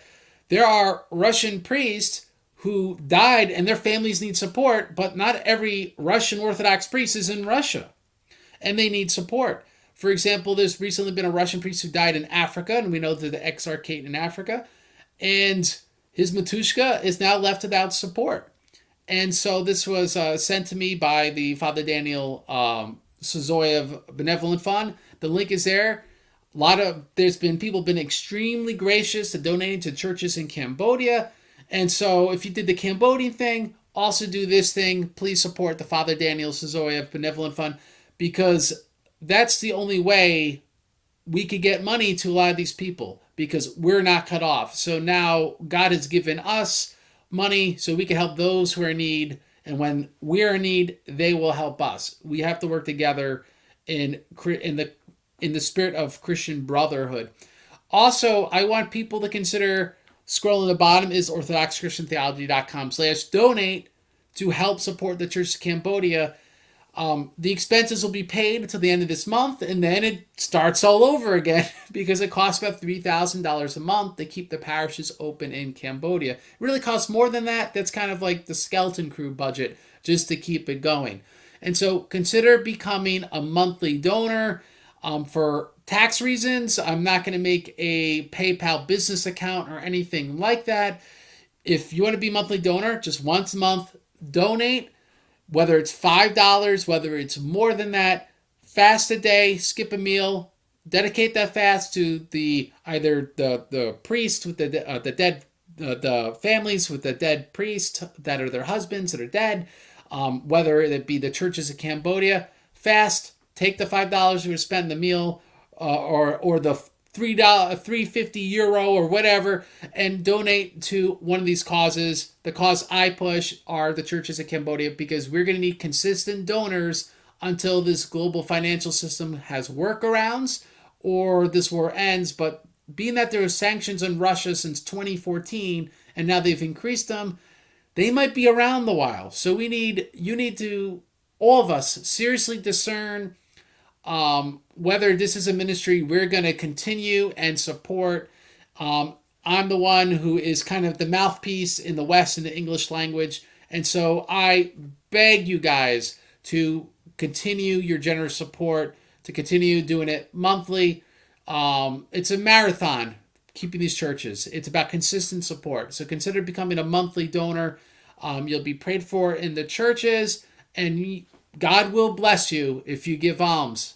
Even if they're not a lot, the widow's 2 mites were a lot in the eyes of God.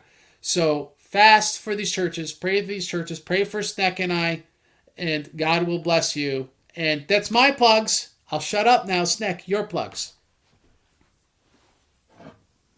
Oh, I don't have much. I would.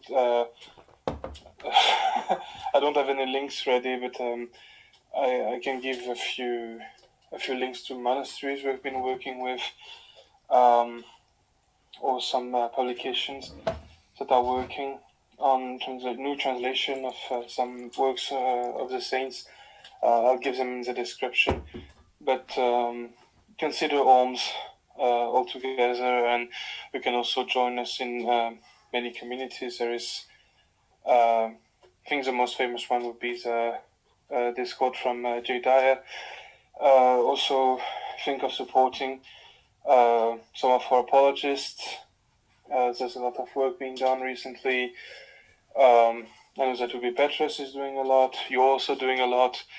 I like to collaborate with you. So yeah, that will be my plugs, and thanks for listening. It's important to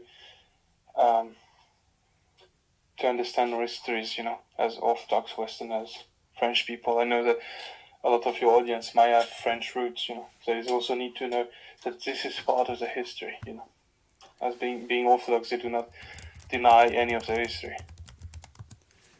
Now, it's just been incredible having you on. So much information. We've been speaking about Mariology for some time, and hopefully we will put together the best ever show on First Millennium Mariology that they've ever seen. And so I look forward to getting information from you, which has only been translated into the French language. I'll give information on my research. There's much more coming out. We can't get into details. But it's been great having you on. I look forward to doing whatever we can do together in the future. Thanks a lot. And good night, everybody. And that's good night from Sneck. And I will say good night myself and end the show as I end all of them by quoting Jesus Rock by saying, "Fight to the death for the truth, and the Lord God will fight for you." God bless you all. Have a good night.